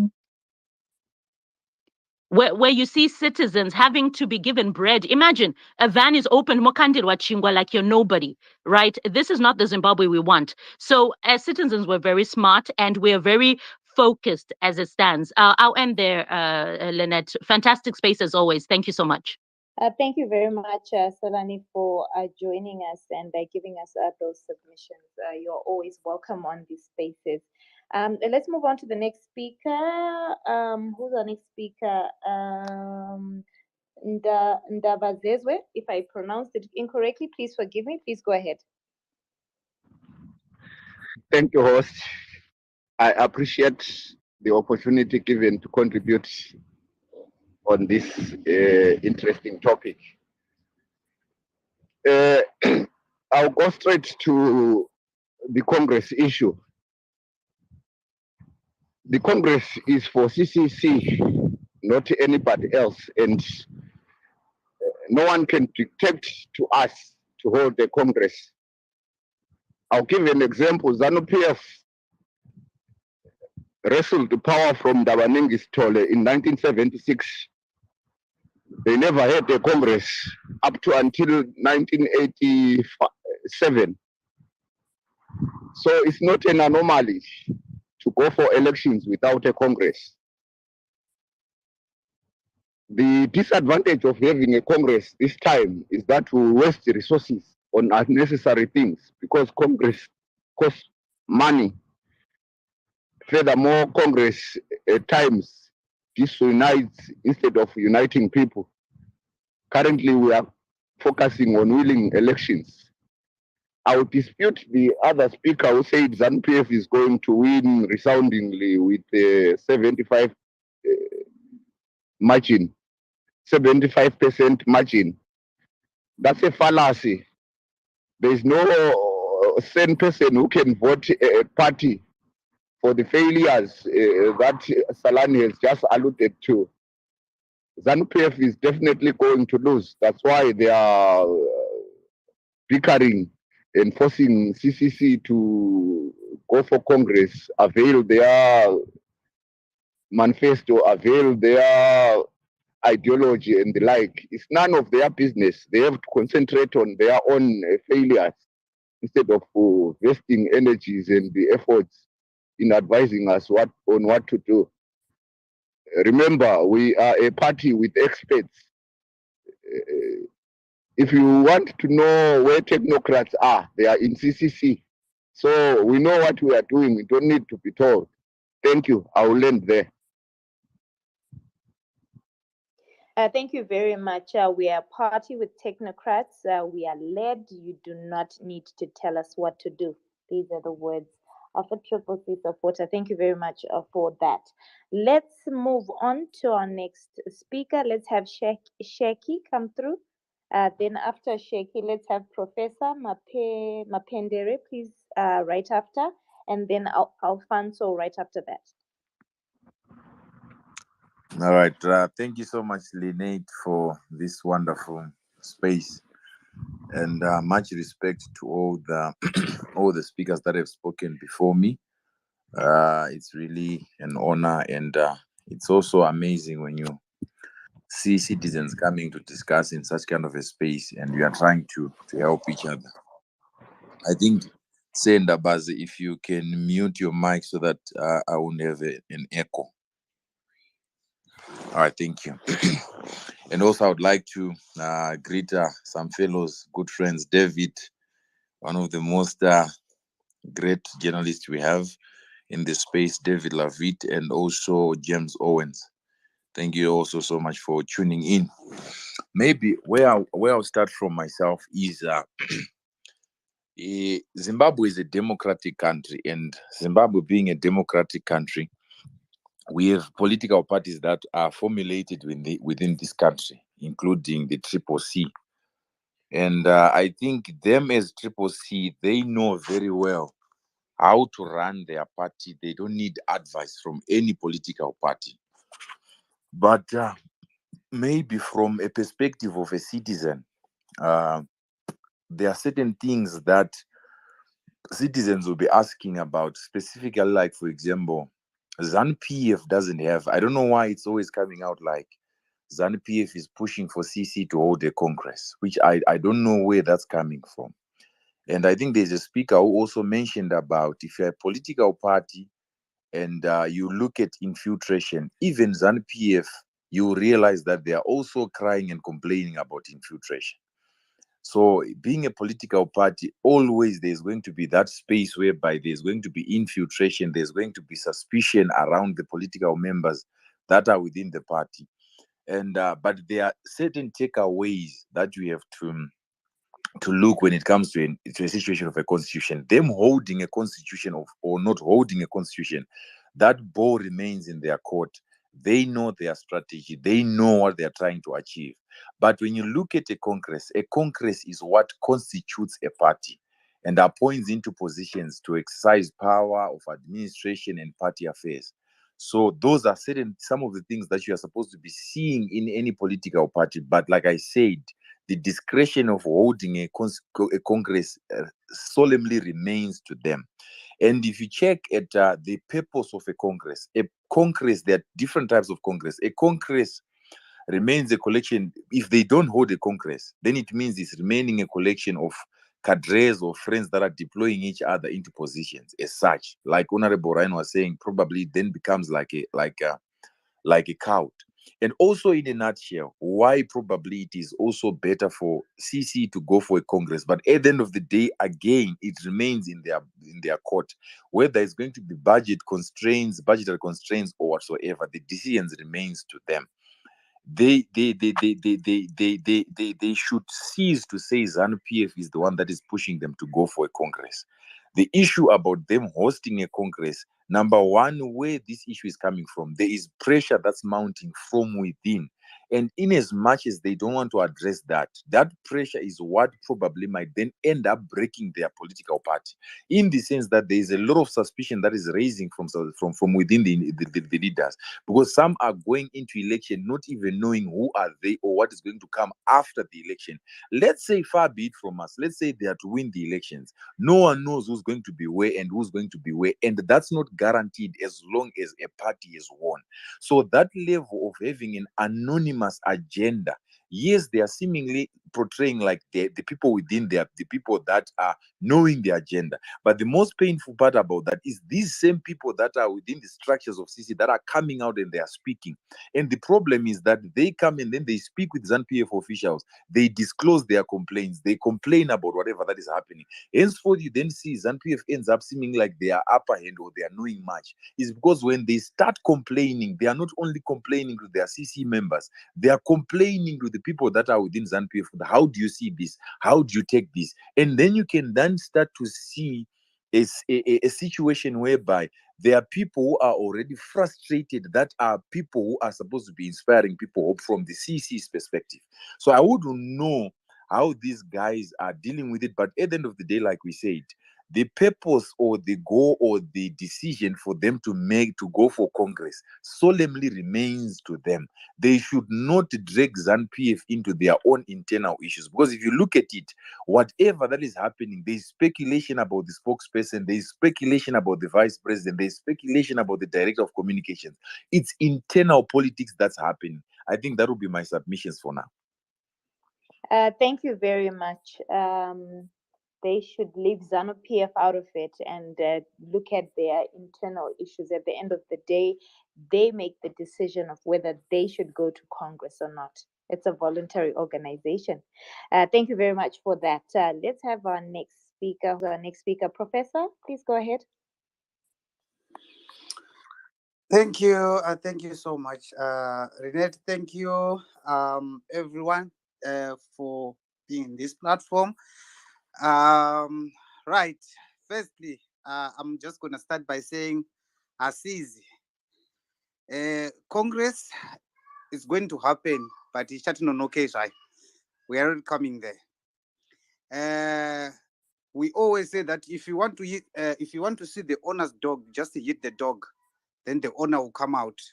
That's exactly what is happening with the ZANU-PF and its surrogates, and they're coming to say, look, if you see them coming to the platform like this to defend themselves, they know. I was happy earlier on that someone was saying, I think Marcos apinda kutwakomana kwa muruku expose. I think that is avese, because they realize kuti zvavari kutaura hazvitombosiri kungouya kuzotaura kuti unzwiko kuti voice raita se rabuda.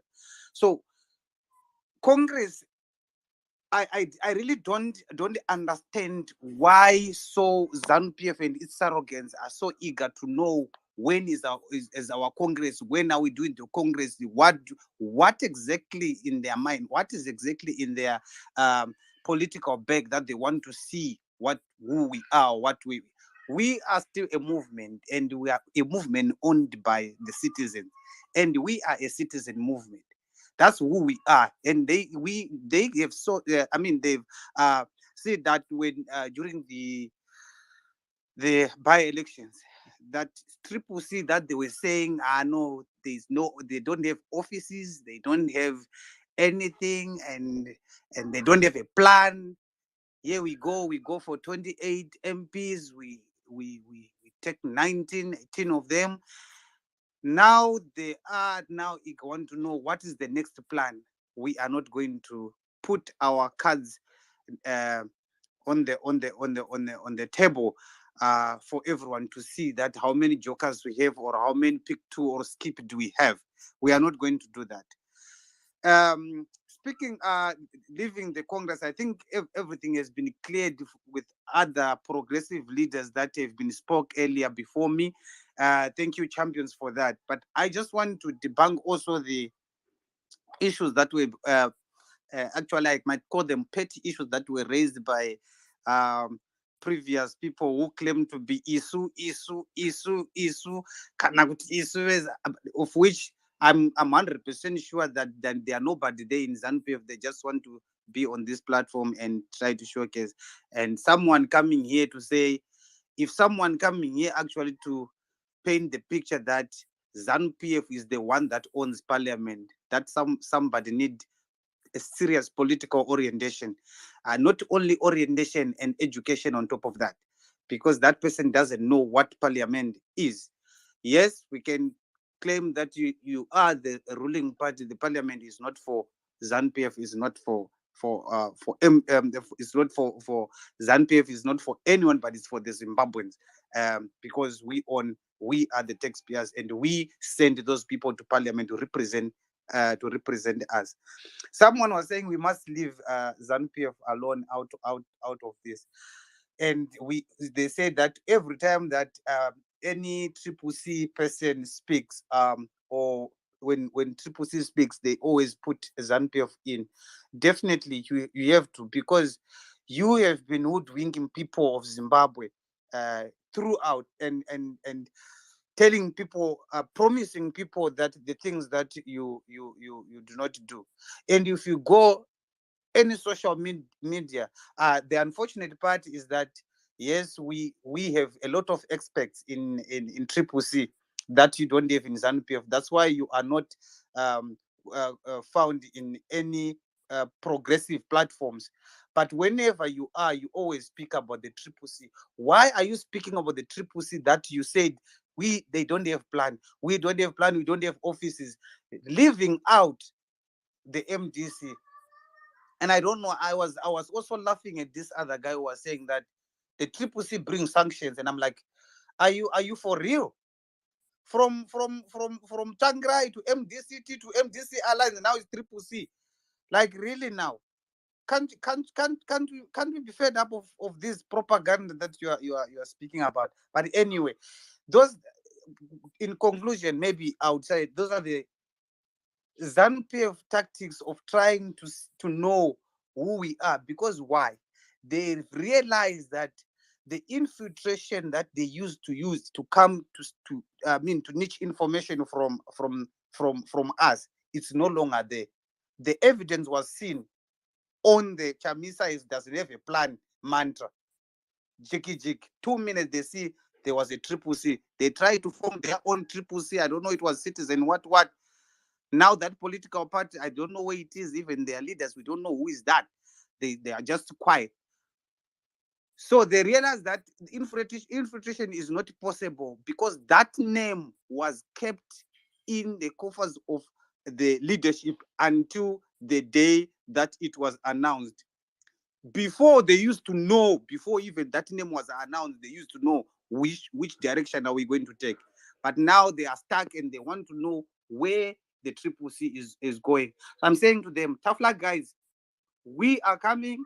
We are going to Congress, but chatting on okay. We'll be going to Congress. As for now, we are focusing on the bigger picture.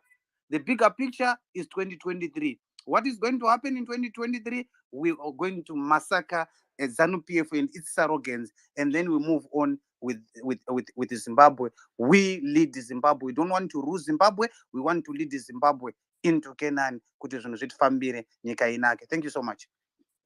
Thank you very much for those remarks. This space should be coming into to an end in 9 minutes. So whoever I'm giving an opportunity to speak, please, can you be a minute? Because we need to go. We're supposed to have finished at 9. And this is 11 o'clock. So let's have, who else is here? Alfonso, please go ahead. Oh my God, you can hear me? Yes, I can. Oh, and I've been here for centuries and I'm speaking for a minute. Anyway, let me try to do that. Your question was, should CCC hold Congress before 2023 election? It was supposed to be a CCC conference or an in-house thing, but I see ZANU-PF people are here. And the question is, should the CCC hold Congress? What are you doing here? And the ZANU-PF support. It's us, CCC, who should be speaking here. Anyway, we have spoken as ZANU-PF people. We are tolerant. And my other point would be our priorities as Zimbabweans. I mean, Zimbabwe. I'm worried, when we concentrate and spend most of our time hunting this young baby, yet we've got pressing issues at home. Should be Zimbabwe having a US dollar or a bond note, which is called the Zim dollar? That's the most pressing issue. Should Zimbabwe be having boreholes in cities and towns? Those are important issues. Then there's most pressing issue in ZANU-PF, the Msengezi issue. When are we going to have that court case? Then we can talk about Congress. The position of CCC, according to interim leaders, you heard the deputy spokesperson speaking. That's the position of CCC.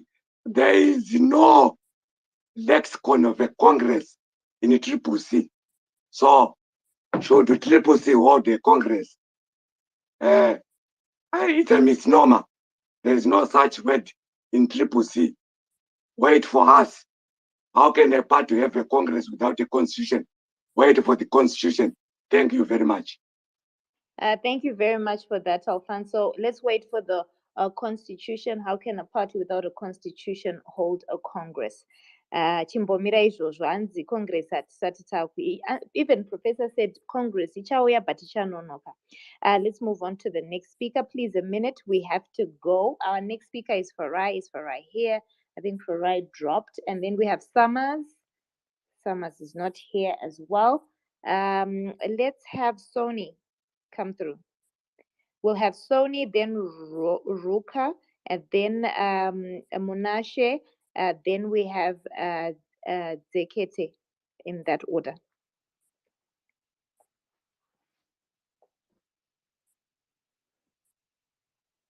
Sony, are you there? Okay, so let's have Charles instead. Charles, are you there?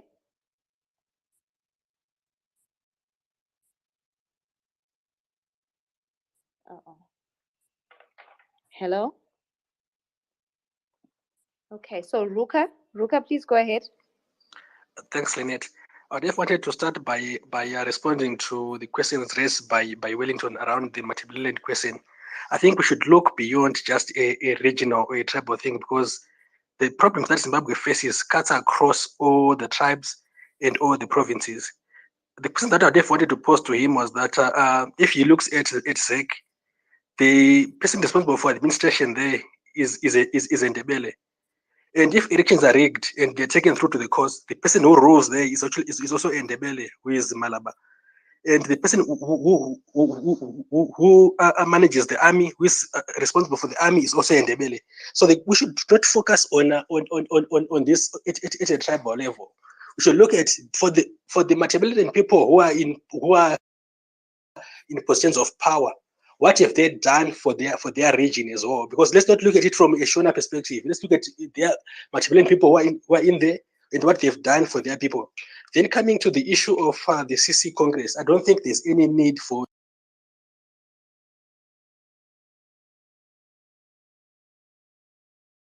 let's focus on leveling the playing field. You have laws in place that allow for anybody who wishes to stand for public office to do so without any army controlling who becomes the president. So Congress is necessary, yes, but the timing has to be right as well, so that all the forces are moving towards a common goal, which is freeing the country from the brutal regime of the incompetent Emmerson Mnangagwa. Thank you. Thank you very much. Congress is necessary, but timing is very important. Thank you very much for that. Let's have, who's our next speaker, Manashe?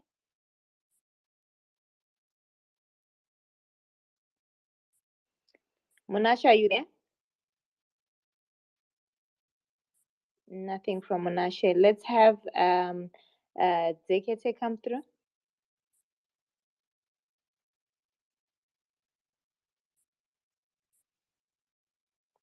Honorable Ryan, can you hear me? Hello.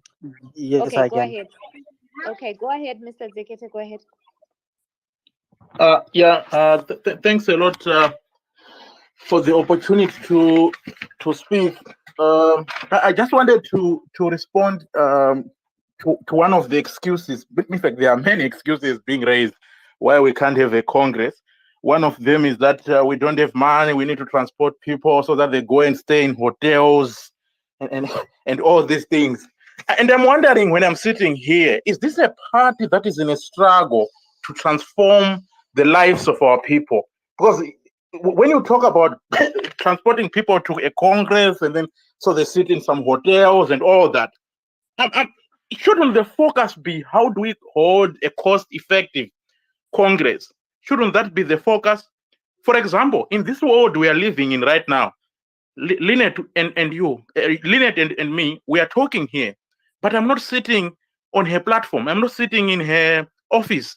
I'm here on a virtual platform.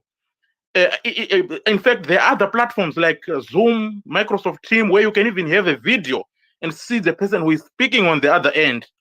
Do we really need to transport people to Gweru and hire Mercedes-Benz and Lamborghinis, hire B&B hotels, five-star hotels? Do we need all that? If we are really in a struggle and we want to transform the lives of our people and we want them to have a say in the organizational structure and constitutional mandate of our party, do we really have to raise all those excuses? I can mention here on this call how that Congress, the cost of that Congress can be cut by over 80%.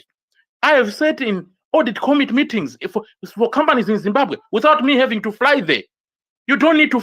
In fact, when I talk of an audit committee meeting, you're talking of something in terms of the Companies Act. It has to meet quorum and all these things. And they were all above board. The only thing that you need to do in that meeting is to make sure that you ratify that the Congress that has been held in terms of this platform has been duly mandated by the Congress, so that no one can then say, oh, this platform was not right and challenge its constitutionality. To then say, oh, we need to meet in Harare. I'm just thinking, this is a party that want to replace an old ZANU-PF. And remember, we are saying ZANU-PF is still making bread using, and we laugh at them. But when we suggest that we want to travel to Gweru or Marondera for a Congress, we are talking like people in the 13th century. All political parties that I know recently that have held Congress, they did it online. All but the government in USA, the one that is there right now, people voted online. You can imagine a national election being conducted via postal ballot. People voted online. So what stopped Biden, the president of America, never held a star rally? It was only Trump who was holding star rallies. All his rallies, Biden, there were small platforms of virtual centers because he was saying it was only Trump who was saying there's no COVID and he was holding rallies. But Biden was doing, he said there's COVID and I don't want to meet people. So he was doing it virtually and he won the election. So I don't understand this whole argument that we have to hire vehicles and hotels and all that is unnecessary. It's not necessary. All that needs to be done is to come up with a platform where people can speak wherever they are and just make sure that you have controls to make sure that you have legitimate people speaking on those platforms. That will be my suggestion in terms of a question of cost. To me, that's not even an excuse. Thank God there was COVID. Now we know that we can do things virtually. So that argument of transporting people, that's a 13th century argument. In fact, I expect those arguments from ZANU-PF. It shouldn't be an argument coming from MDC or CC, because we are the young generation, we are the future, we are talking of spaghetti roads. So you can't be talking of a spaghetti road and you are at the same time ignoring Zoom meeting, honestly. That's a given. Then there are people who are saying, oh, but EFF did this, they didn't need to do this. But do you remember when EFF was formed? That is back in 2014. Up to now, they are not in power. Is that the path you want to take? Up to now, they don't have more than 10% of the votes. Is that the path we want to take? Because if we are giving an example of Action SA of Hemen Mahlaba or EFF of Julius Mareba, if that's the path you want to take, then yes, expect to remain in opposition up to 2035. But if you want to be a government, you need to go beyond these small parties. Some are even giving example of Maduku. Maduku doesn't have a constitution, doesn't have a Congress. If you want to follow Maduku example, of course you will have 30,000 votes. Of course you will remain in opposition. But go above that. Legitimize your things. Institutionalize the organization. Organize the organization. What is so difficult? I don't know. We are even being called ZANU-PF. Like I haven't held a ZANU-PF card in my life. Like we are being called we are ZANU-PF. I don't know. But yeah, that's the suggestion I just wanted to make. In case there's someone sitting in CC budget committee or finance committee, I'm prepared. This is my profession. I am prepared to help them cut their budget by 85%. And I mean what I'm saying. And I'm speaking with authority because that's the job I do every day in companies. I can cut their budget by 85%. Thank you very much. Thank you very much. I'm sure they hear you. They will. I'm sure they will reach out to you. Let's have Honorable Ryan come through. Honorable Ryan, 1 minute, please. It's time to sleep. Definitely, you need the rest. You've been macho, if I can use that term, tonight. Thank you very much for hosting a great space. Just a quick one to respond to everyone. Nelson Jamisa lives in Alice in Wonderland. I'm not the only one who's realized this. His statements have made it clear that he does not understand realism. Secondly, the party itself, if it's a party, requires tenability because he's the ideology god, and in actual fact he is the actual president of the party. Hence you hear them saying interim because he wants Nelson Jamisa to be interim.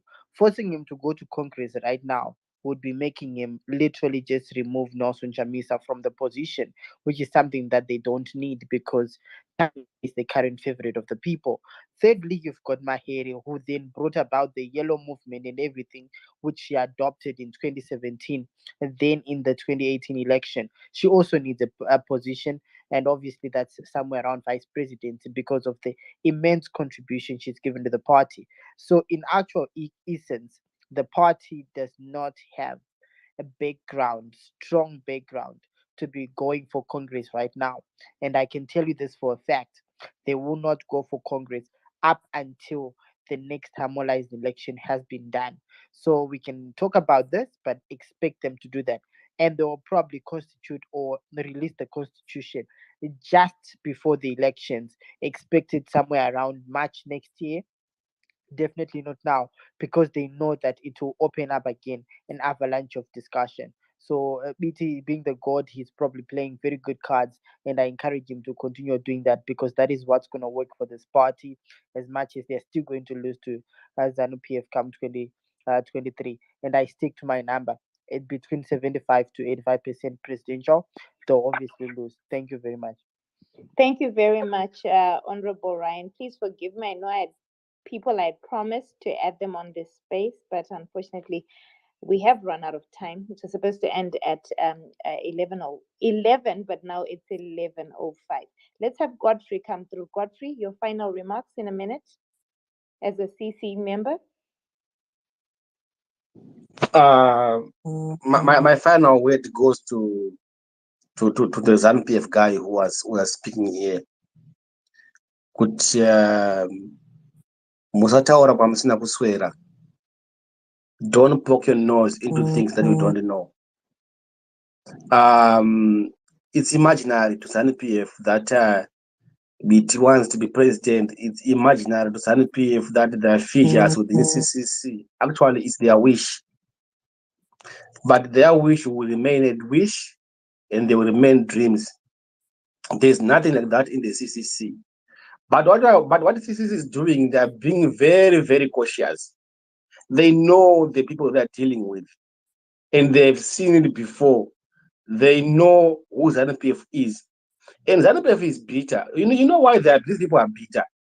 You know, when they used to have these meetings, standing committees, national executive, national councils, and so forth, they used to get information of what of the next steps for the CCC.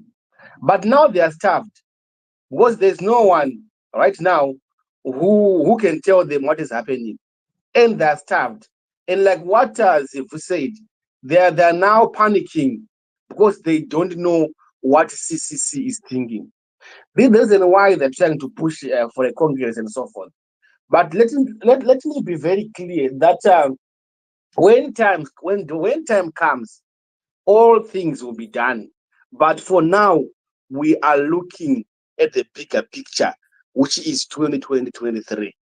So we will not lose focus, and we will not let CCC be divided over silly things and being, manufactured by ZANU PF. We will focus right on the ball. That's where our eyes are. And that ball is 2023 election. So they must sit back and relax and concentrate on their divided ZANU PF. They must concentrate on Chiwenga Mnangagwa fights. They must concentrate on how to unite ZANU PF in Mashingo, where Tanzania and Mavenjemba are fighting, instead of concentrating on CCC. they must make sure also that their house is in order.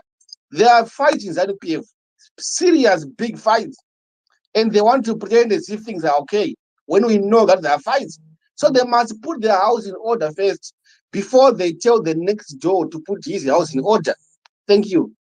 Thank you very much, Anzi. Put your house in order first before you tell us. So thank you very much to each and every one of you who joined this space. I know there are people still requesting, but unfortunately we have run out of time. I hope we can have another discussion. Not on this topic. I think this issue has been put to rest. There are other issues we need to focus on. So thank you very much for joining in, the speakers, the panelists, the listeners. If you asked a question,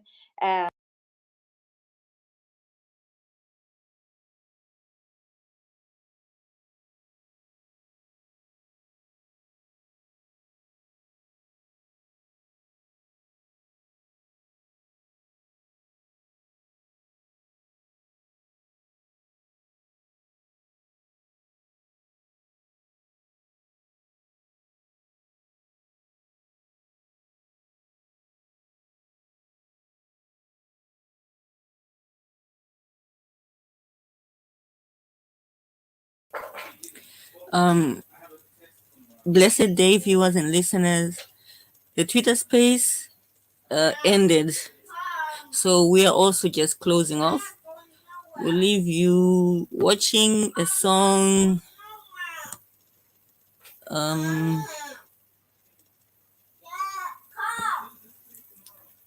This one. Yellow, yellow, citizen yellow, yellow, yellow, yellow, yellow, coalition yellow, yellow, yellow, yellow, yellow, Zimbabwe yellow.